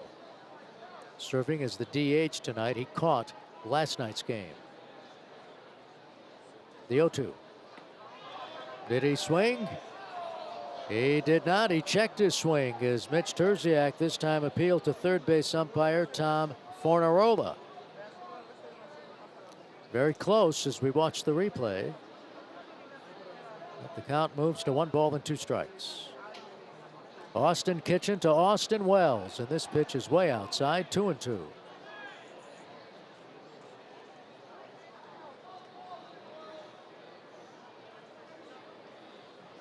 They play Wells straight away.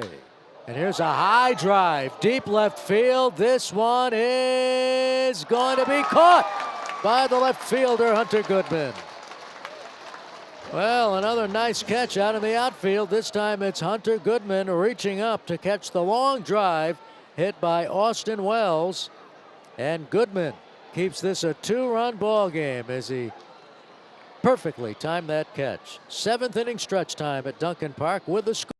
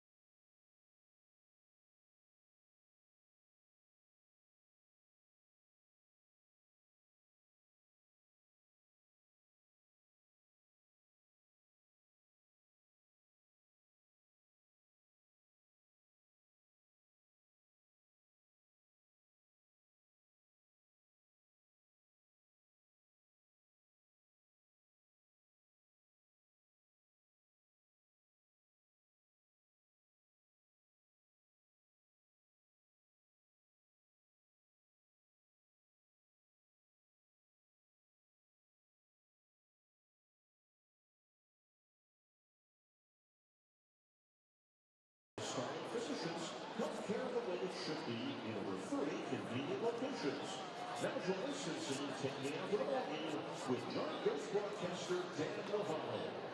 Okay, let me hear you good and loud. A one, a two, a three. Take me out to the ball game. Take me out with the crowd. Buy me a Dunkin' Yard goods. I don't care if I never get back with you. Root for the yard goods. If they don't win, it's a shame. For it's fun. 3 strikes you're out at the old ball game. All right. Thank you, and thank you to Starling Physicals. Fans, this last call, alcoholic beverages will not be sold after the end of the 7th inning. Well, off we go to the last of the 7th. Part of the sellout crowd still here, standing, singing "Take Me Out to the Ball Game." Joining us in singing during this 7th inning stretch. Now we go to the last of the 7th inning, and Jack Blumgren will lead it off against Danny Watson. The pitch in there for a strike, 0-1. Watson came on with 2 outs and 2 men on base in the 6th. The pitch to Brett Boswell, and was saved when Jason Rosario made a spectacular catch out in deep left center. Here's a high pop down the right field line. This is trouble, but ranging over to make the catch is Lockridge in fair territory, and Blumgren is retired. At first, that ball had trouble written all over it, and Lockridge came racing in fair territory to make the catch. Eddie Diaz has grounded out to short and struck out swinging. Scoring recap brought to you by Eversource. Somerset took a 1-0 lead in the 3rd on a leadoff single by Jason Rosario, a single by Mickey Gasper, and an RBI groundout by Trey Sweeney. There's a line shot into right field, up base hit. Lockridge quickly comes over to cut off the baseball, and Eddie Diaz is aboard with a single. That's the Yard Goats' 5th hit. Center fielder number 15, Nico Decolati. Suddenly, Nico Decolati becomes the tying run. Nico has grounded out to 3rd, struck out, and walked. And Diaz, very important man down there at first base, as he's being held on by Rumfield. The set by Watson in the pitch. Inside, ball 1. Somerset made it 2-0 in the 5th on a leadoff homer by Jason Rosario. Mickey Gasper then singled and scored on a double with 2 outs by Austin Wells. That made it 3-0 Somerset. The pitch, low for a ball. 2-0. Yard Goats scored a run in the 5th on a leadoff homer by Brett Boswell into the upper deck and right. Threatened in the 6th, but failed to score, and that's your scoring summary brought to you by Eversource. Here's a high foul, first base side, hits the light stanchion and bounds into the first deck below the Hartford terrace. This game marked the debut of Colorado Rockies' first-round draft choice, Gabriel Hughes, first-round draft choice from last year. Pitch is fouled back, 2-2. Gabriel pitched 5 innings, allowed 5 hits, 3 runs earned. He walked 3 and struck out 5. Acquitted himself quite well in his Double-A debut after being called up from High A Spokane. The 2-2. Just misses outside, ball 3, 3-2. Gasper tried to frame that pitch.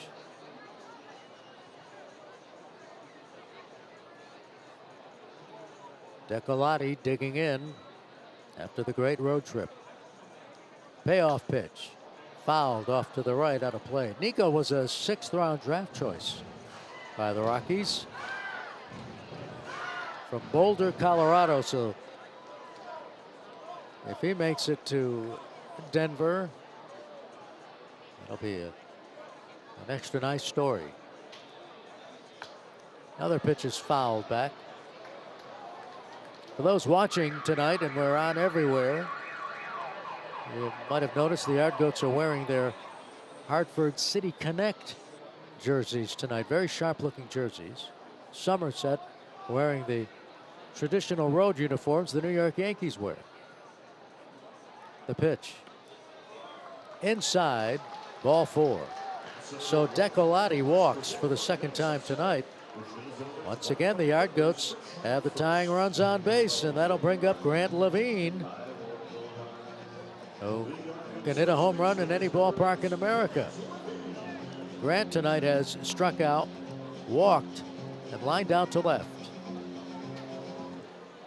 Now the catcher, Gasper, heads out to yell some instructions to his infield. The Somerset infield in double play depth against the left-handed hitting Levine, who can hit to all fields and has power to all fields.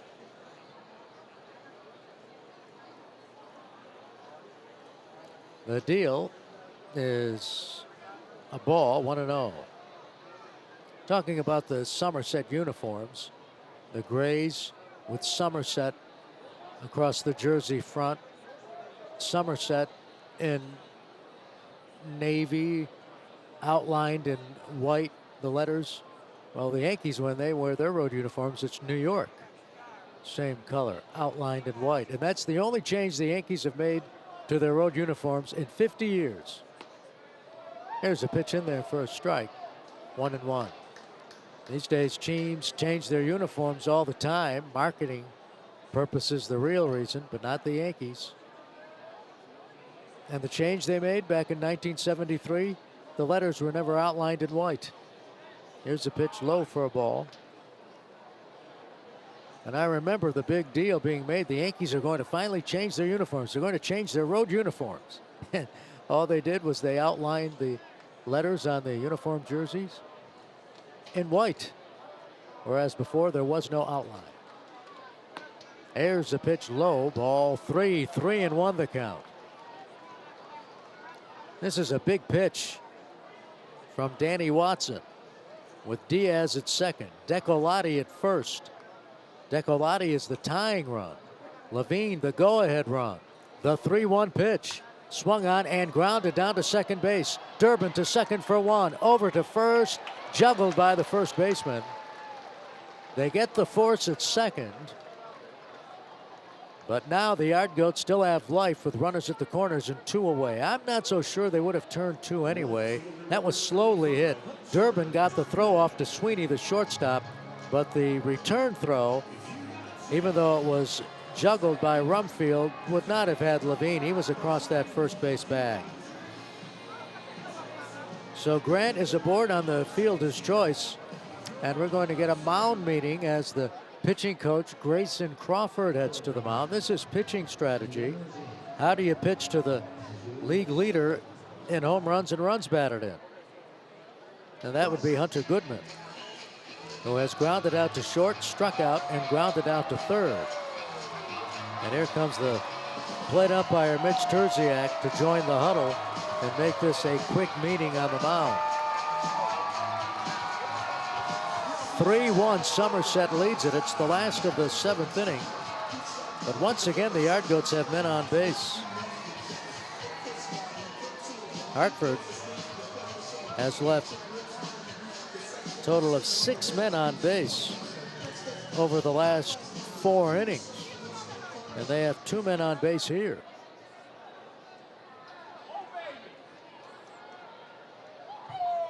The set by Watson in the pitch. Swing and a miss, strike 1. He came right at Goodman with a 93-mile-per-hour fastball. And he's extra tough because he's 6'7", has those long arms, and has the sidearm delivery.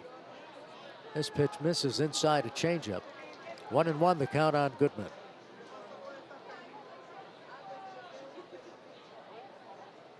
Watson peers in. The pause, the pitch. Swing and a foul back. Another off-speed pitch, 1-2. So he started Goodman off with a fastball and has followed with a couple of off-speed pitches. What will he throw here?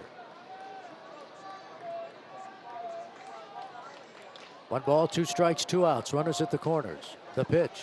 Swing and a miss, strike 3. Came in with a 94-mile-per-hour fastball, and Goodman strikes out for the second time tonight.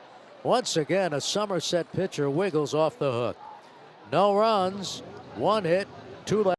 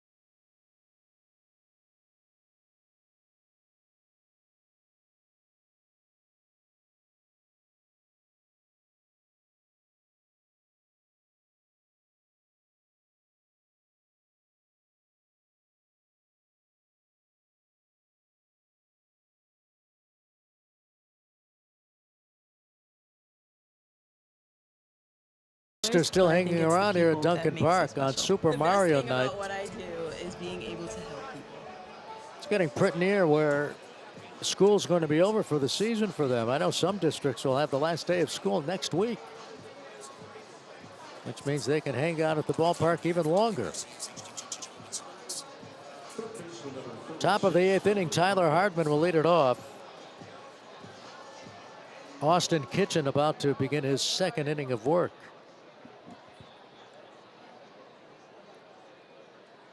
Infield plays Hardman to pull. First ball swinging. He lifts it foul off the first base side. It's going to land out of play. No balls, 1 strike the count on Hardman. A 5th-round draft choice in 2021 out of Mission Viejo. The pitch swung on, grounded sharply past a diving Boswell into left field. So a leadoff single by Hardman. That's his first hit in the ball game.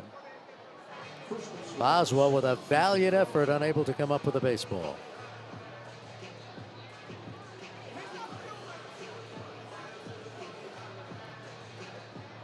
That's the 7th hit for the Patriots. That's a big runner down there at first base, and Hardman being held on by Levine, and now T.J. Rumfield bats and grounds it to second base. This is trouble. Diaz gets the throw off to second, over to first. Double play. Oh, what a double play turned by the Yard Goats. Acrobatic move by Eddie Diaz at second base. That was pretty. Watch it again. Diaz had to worry about the runner, somehow fielded the ball, did a 360, got the throw off in time to Blomgren, and Blomgren returns it to first, doubling up Rumfield and turning the acrobatic 4-6-3 double play. Now Caleb Durbin swings and misses, strike 1.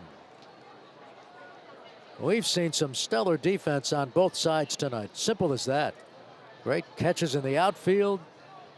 Tremendous infield play. There's a bounding ball. Backhanded in the hole. It's short. Blomgren with a long throw. Not in time. I don't know if Brett Boswell, the third baseman, would have been able to come up with that ball. I really don't. We're going to watch the replay. That was really wide of third, and Bos gave up on it because he wanted to give Blomgren a chance, not interfere with him. Throw not in time, and Durbin has an infield hit. That's his second hit on the night. And now Brandon Lockridge, who has looked at a third strike, grounded into a double play, and struck out swinging. Durbin is a threat to steal. The pitch is grounded sharply. Backhanded in the hole at short. Blomgren gets the throw off to second, and both teams continue to throw the leather. This time it's the Yard Goats. No runs, 2 hits, 1 left. We go to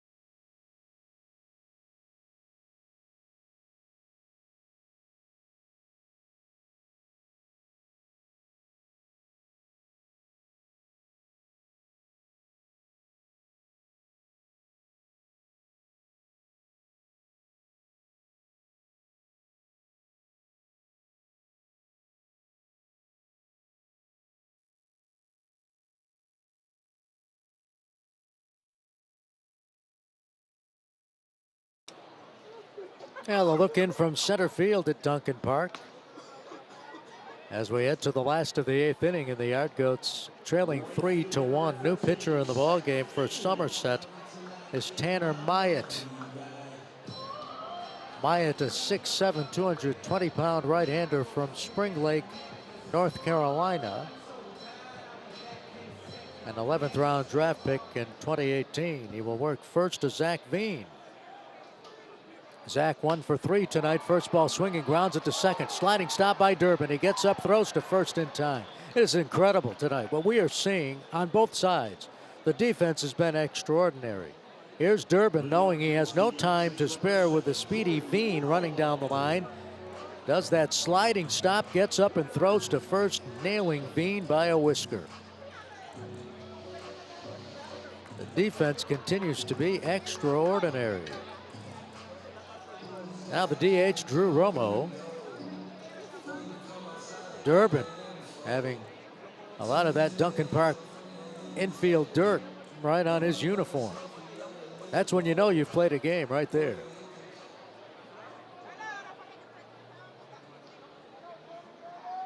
Romo digs in, switch hitter batting left.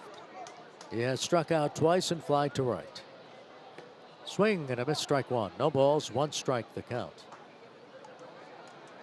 Yard Goats facing Tanner Myatt for the first time in this series. Now the pitch, swing and a miss. 0-2 as he went downstairs at that pitch. Get a look at Myatt. Just like Danny Watson, he stands at 6'7". They've got quite a basketball team out there in that bullpen, I bet.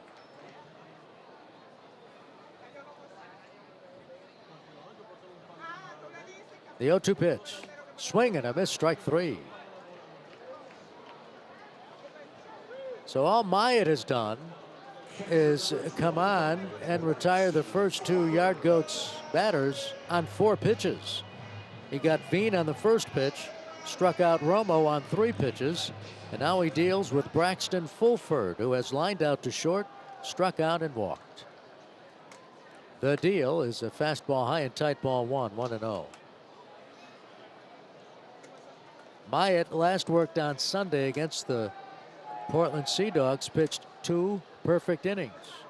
The 9th and 10th, he was the winning pitcher. That game went extras. Portland won or lost that game. Somerset won that series, and Portland ended up losing 4 out of 6 to the Patriots in Somerset. And that's big because starting play tonight, the Patriots were trailing first place Somerset by 2.5. Akron is leading Portland tonight 7-5. I'll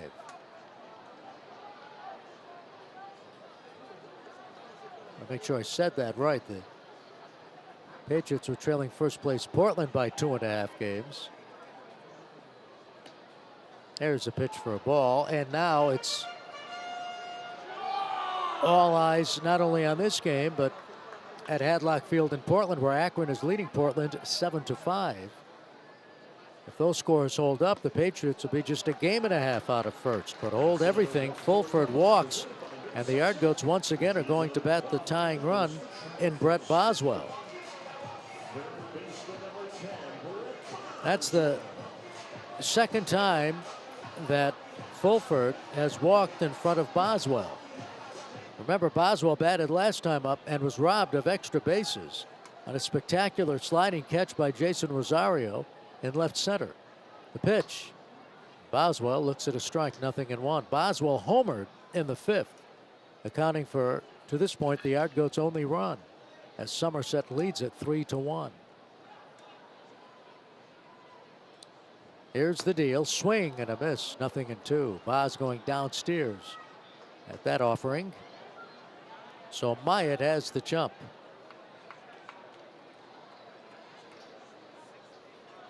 Fulford leads off first.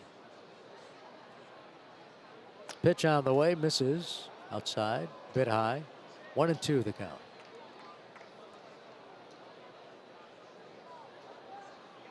Brett Boswell playing a lot of third base for the Yardgoats lately, with Warming Burnable on the injured list. Fastball is a check swing number foul to the on-deck hitter, Jack Blumgren. Tell you what, that's a pretty solid left side of the infield the Yardgoats are running out there tonight, with Blumgren at short and Boswell at third. And both sides doing a great job. Look at the Yardgoats dugout. Both sides doing a great job on defense. Here's a pitch that misses for a ball.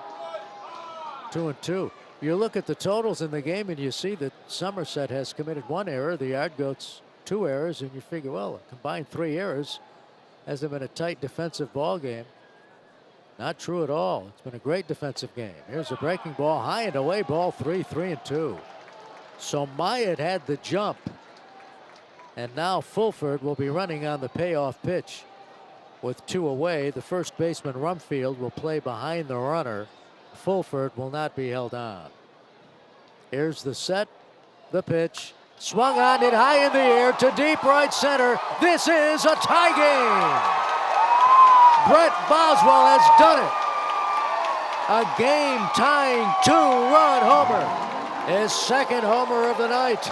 It's now the Yardgoats 3, the Patriots 3.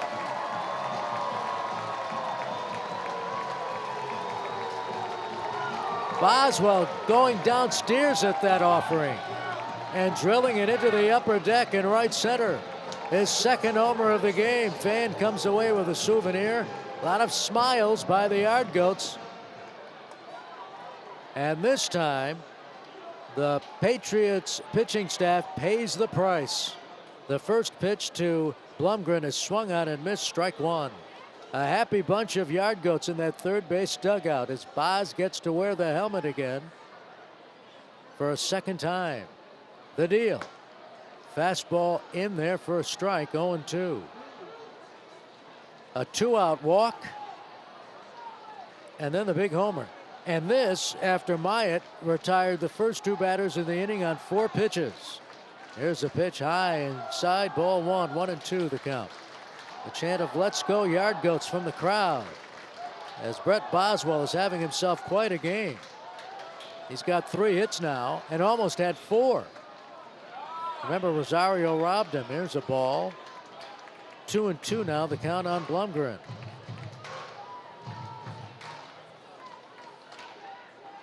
"3-3 the score. The 2-2 pitch, foul, as Blumgren checked his swing and got a piece of the baseball. Now the fans who have stuck around have seen quite a game tonight.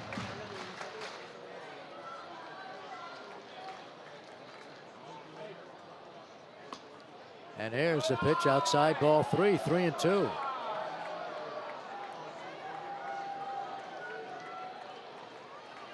You would never know that Myatt has thrown 22 pitches in this inning. As I said, 4 pitches to the first 2 batters, and he got 2 outs. 18 pitches sent, and he hit Blumgren. Oh, he got hit right at the base of the neck, it looked like. He's not happy. That hurts. That was a 3-2 pitch. Obviously, Myatt was trying to come inside. And we're going to watch the replay. No, got him on the left shoulder. Right on the left shoulder as we watch it again. And it sent the helmet flying off his head. That hurts. Right on the shoulder blade. And here's Eddie Diaz, who has grounded out to short, struck out, and singled to right. Eddie looks at a strike. 94-mile-per-hour fastball from Myatt. It's turned out to be a nightmare of an inning for the tall Somerset right-hander. There goes the runner. The pitch is swung on and missed. The throw down to second base. He's safe. Blumgren steals second, and the go-ahead run is in scoring position. Well, you had an idea that Blumgren would be running. And a big stolen base. That's the Yard Goats' 3rd steal tonight. Zach Veen had a couple of stolen bases. And now Blumgren joins the party. The pitch to Diaz misses for a ball. 1-2. Base hit here would give the Yard Goats the lead.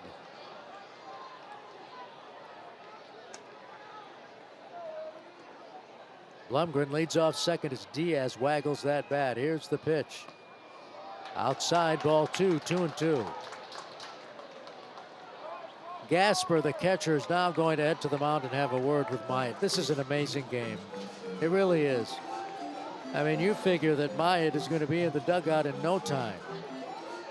He retired Zach Veen in this inning on the first pitch. A ground out to second. Took a great play by Durbin, but nevertheless, Veen first ball hitting, retired. Romo strikes out on 3 pitches. And since then, it's been a nightmare for Tanner Myatt. Since then, he's thrown another 23 pitches. Here's a line drive into center field. It is a base hit. Around third is Blumgren. Here comes the throw. He slides. He's safe. And the Yard Goats lead it 4-3. Diaz goes to second on the throw. The Yard Goats have taken the lead on a dramatic 2-out rally. Diaz, who wasn't even in the original starting lineup, delivers a big 2-out hit. The throw from Rosario not in time as Blumgren slides across with the go-ahead run, and Diaz advances to second on the throw. And the Yard Goats have taken a 4-3 lead. A big night for Diaz.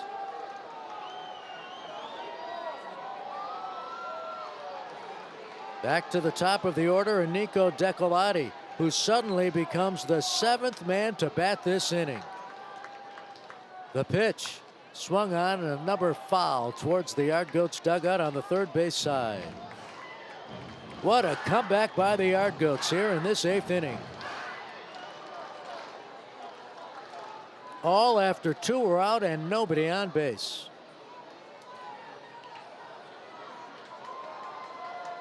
Diaz takes his lead. He's a big insurance run, and Myatt turns and checks Eddie back to the bag. There has been bullpen action for the Yard Goats, so we will get a new pitcher in the 9th. Here's a pitch way outside.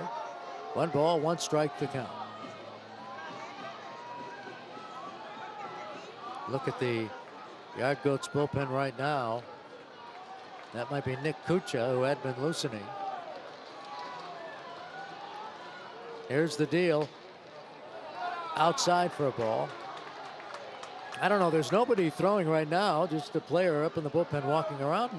Maybe we see Austin Kitchen in the 9th. It's rare that you see a Yard Goats reliever go 3 innings, though. 2-1. Way outside. Ball 3, 3-1. And at some point, Raul Dominguez has a decision to make. He does have bullpen action, You get the idea. This could very well be Myatt's last pitch. In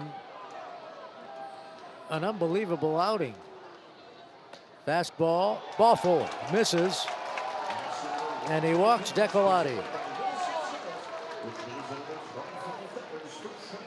And Dominguez about to make a move. The Somerset manager on the top dugout step as Grant Levine is introduced. I don't know. Yep, here he comes.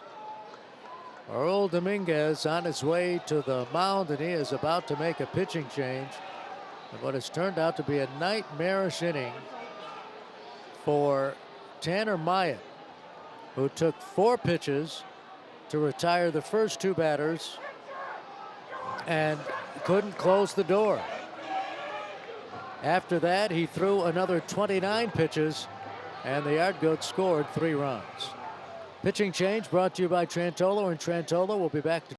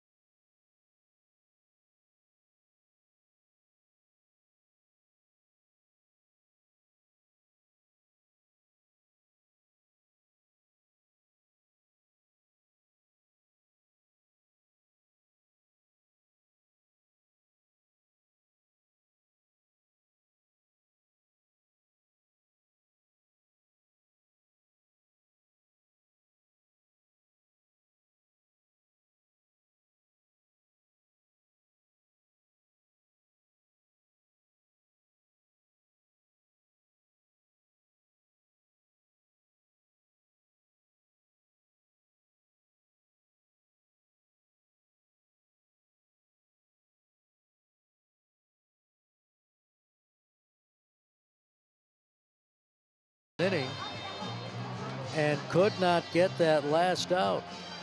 Gives up 2 hits. At the moment, 3 runs, all earned. And the men on base are his responsibility. He struck out 1, walked 2, and hit a batter. Diaz at second, Decolati at first. Here's Levine, and he takes the pitch high and outside, ball 1. The Somerset Patriots right now cannot throw strikes.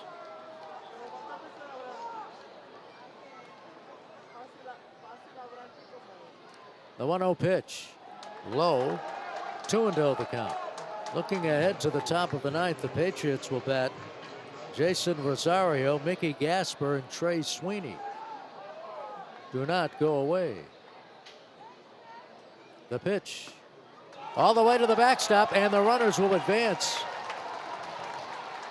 I shouldn't say it went all the way to the backstop, as the catcher managed to save it from going all the way to the backstop, but that might be scored a pass ball on the pitch that was way inside.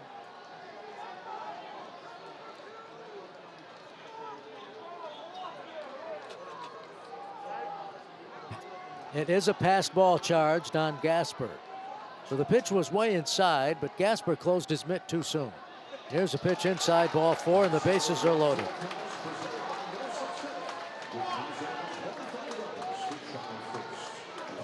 So Levine walks. That's the 2nd time tonight Grant has walked. That is the 3rd walk in the inning given up by Somerset pitching to go along with a hit batsman. And here's the league leader in home runs, Hunter Goodman, as the Yard Goats have batted around. Hunter tonight is 0 for 4. He is due. And the pitch is low, ball 1. Somerset pitchers have lost the strike zone.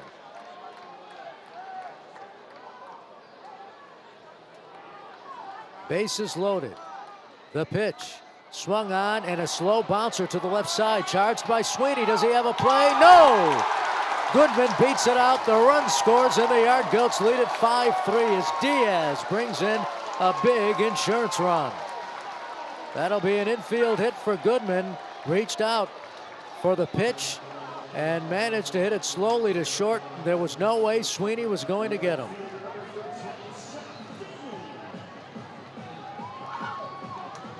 Bases are still loaded. Diaz scores on a huge insurance run. And now Zach Veen bats for the second time. Swings at the first pitch and misses. Strike one.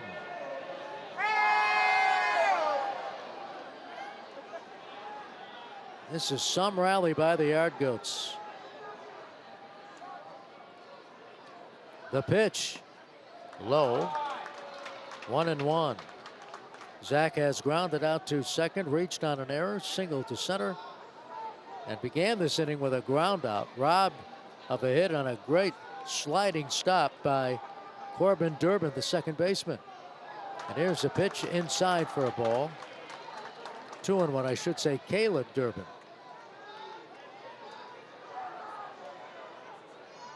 Here's Veen. Now the set. The pitch. Swing and a miss. Strike two. 2-2. That's a huge insurance run the Yard Goats just scored on that infield hit by Goodman, the league leader in runs batted in, but now has 52. You know, sometimes it doesn't take a home run, even from the league leader in home runs. Just a slowly hit ground ball. The 2-2 pitch. Swung on and fouled off to the left. Well, the fans who have stayed around tonight at Duncan Park, part of the 6,283, have been treated to some comeback. Here's the set and the pitch. High ball 3-2.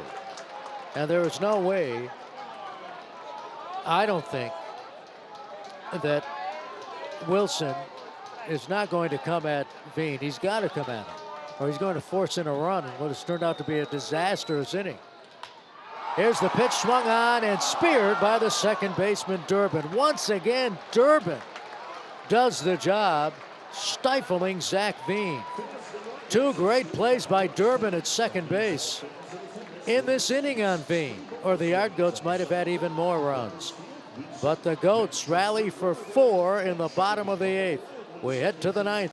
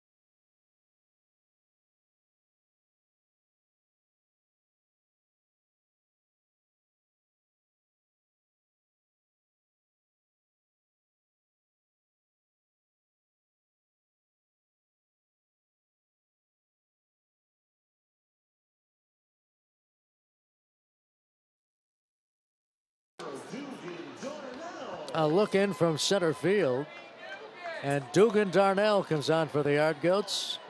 A record of 4 wins and 1 loss. He has 4 saves and 4 save opportunities. Darnell with a 1.57 earned run average, and if he can hold the lead, he will make a winning pitcher out of Austin Kitchen. Jason Rosario tonight has singled to left, homered, and struck out. He also has scored 2 runs, and he takes a strike. So Dugan Darnell, the right-hander from Northville, Michigan, 6'2", 205 pounds, being entrusted with the save opportunity.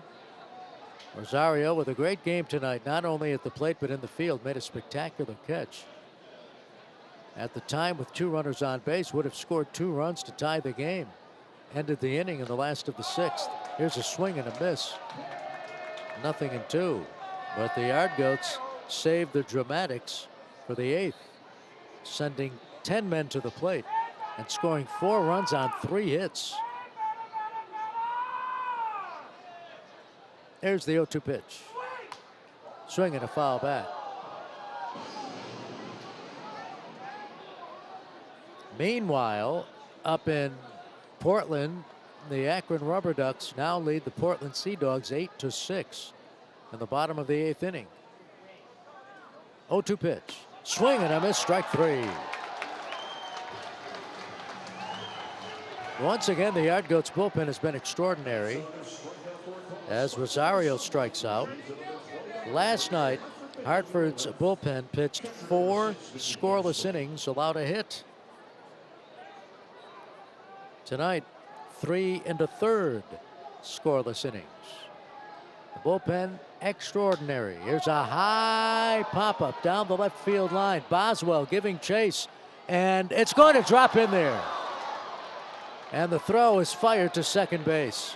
3 players converging. Goodman, the left fielder. Blumgren, the shortstop. Boswell, the third baseman. Boswell stopped because wisely he had the worst angle of the 3 chasing after the baseball. But then Goodman thought he might run into Blumgren, and it goes as a base hit. But just like that, Trey Sweeney brings the tying run to the plate on that blue pit. The pitch swung on and drilled into center field. It is a base hit. Up with the ball is Decolati. Stopping at second base is Gasper. And here come the Somerset Patriots. Sweeney, who had been 0 for 4, ripping a single to center. Boy, you look at what Gasper has done tonight out of the number 9 hole. He's got 3 hits and 4 at-bats. Now he's standing at second base. And the Patriots tonight have gotten 5 hits out of the 8 and 9 hole. 3 runs scored and a run batted in. Here's the dangerous Jason Dominguez. Darnell delivers in the breaking ball, misses, outside ball 1, 1-0. Dominguez, a switch hitter, batting left-handed. Jason 0 for 3 tonight. He's walked once. The pitch fouled back. 1 ball, 1 strike the count. He's nicknamed the Martian. Look at him. Yard Goats bench. Christopher Navarro wearing the Rockies jersey. He's on the injured list. The 1-1. High, ball 2. 2 balls, 1 strike the count.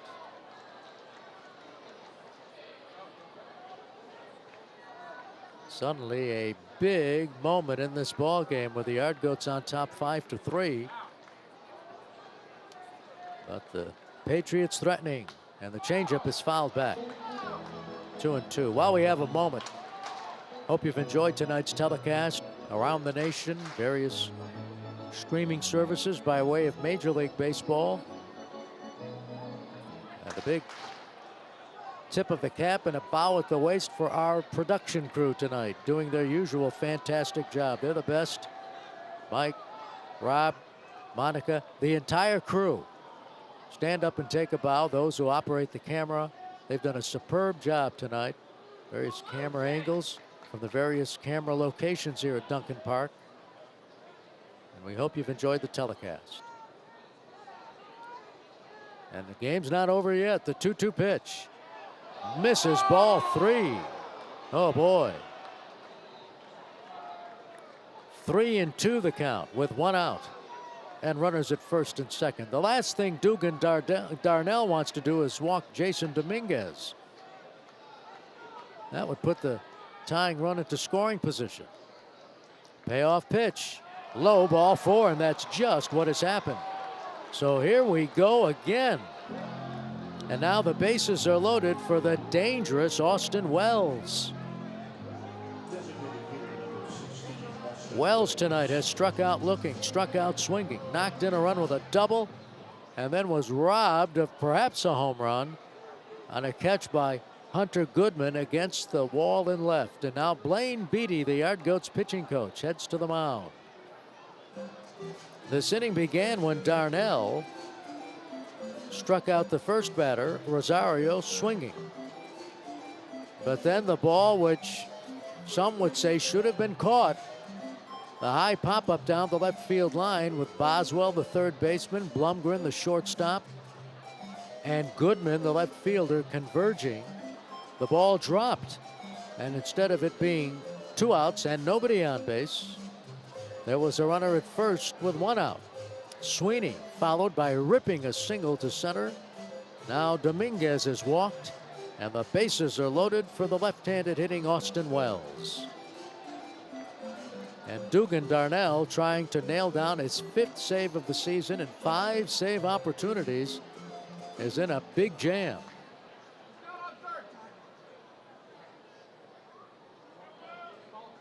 Five 3-yard goats. Gasper at third, Sweeney at second, Dominguez at first. The infield and double play depth, and the pitch is high and outside, ball 1, 1-0.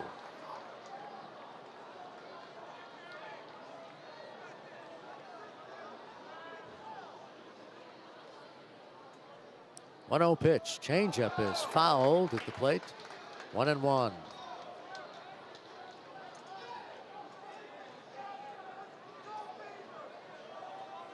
Darnell holds that baseball behind his back, gripping it as if he's going to throw a changeup. The pitch. There's a fastball. Misses. Ball 2, 2-1. Yard Goats not happy with that call. We're going to watch the replay. My goodness. Nice frame job by Fulford. But apparently the pitch was low and inside. This pitch is in the dirt. Ball 3, 3-1 the count. And suddenly it has become seat squirming time at Duncan Park for the Yard Goats faithful. Ballpark has suddenly got silent after the exuberance demonstrated in the bottom of the 8th. Here's the set and the 3-1 pitch. Swing and a miss, strike 2. Took something off that pitch, and Wells came up empty.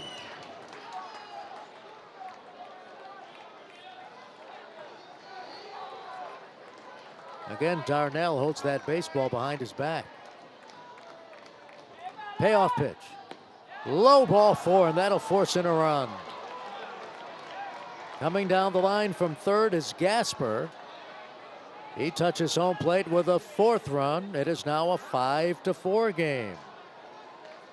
As Wells picks up a run batted in, that's his 2nd RBI of the ball game. And he does it by way of a bases loaded walk. Now Tyler Hardman, 1 for 3 with a walk. That's the first run the Yard Goats bullpen has given up in this series. 5-4 Hartford. But the bases are loaded with 1 out. The set, the pitch. In there for a strike, a delayed strike call. And Hardman is not happy with that call from Mitch Terziak.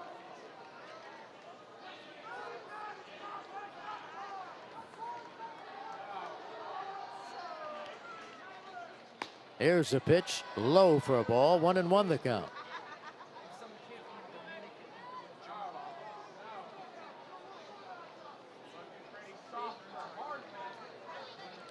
Darnell is about to throw his 20th pitch of the inning, and the pitch misses inside, ball 2, 2-1.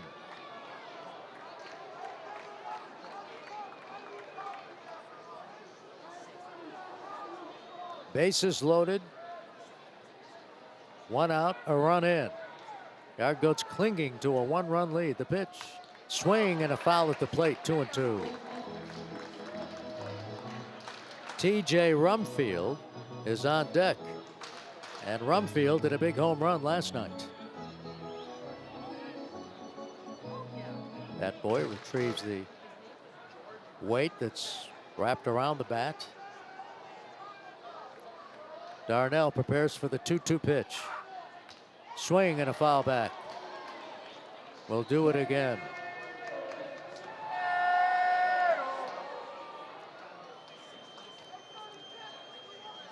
Dugan Darnell last week worked on Thursday, so it's been almost a week since he worked.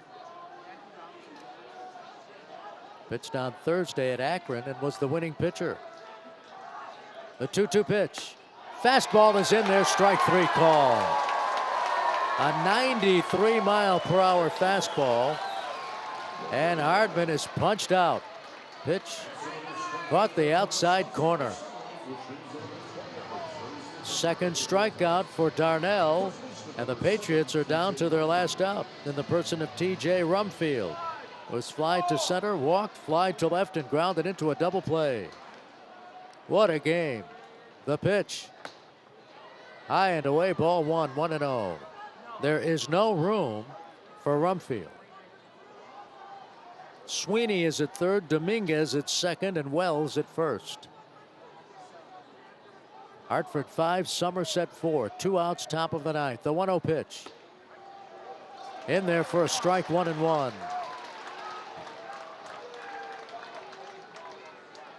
Darnell has thrown a lot of pitches this inning, but at this point he doesn't care. 26 pitches in the frame. The 1-1. In there for a strike, 1-2. Crowd getting into it now. The fans who have stayed to the finish, listen to them. The 1-2. Foul back.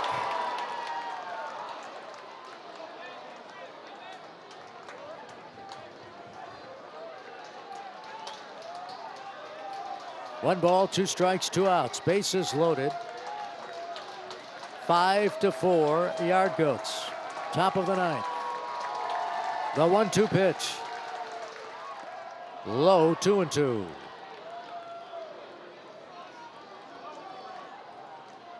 At some point, you have to start thinking about the number of pitches Darnell has thrown in this inning.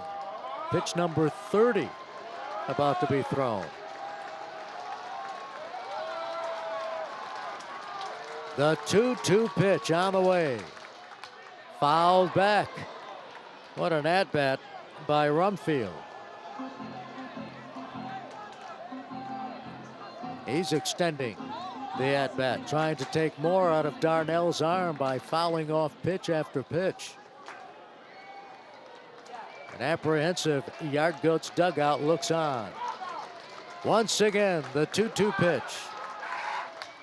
High drive, deep to left field. Goodman ranging back on the track. He makes the catch, and the Yard Goats win it.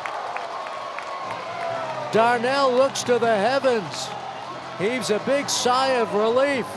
Hunter Goodman uses up just about all of Duncan Park to make that catch on the warning track down the left field line, and the Yard Goats win it. Watch the last play. A fly to deep left. Goodman ranging back against the wall, makes the catch, and victory belongs to the Yard Goats. In the 9th inning, Somerset scores 1 run, and they do it on 2 hits. They leave 3 runners. The final score, and a real exciting one at Duncan Park, the Yard Goats 5 and the Patriots 4. Yard Goats postgame show coming up next. Once again, thanks for watching our telecast tonight, in addition to listening to the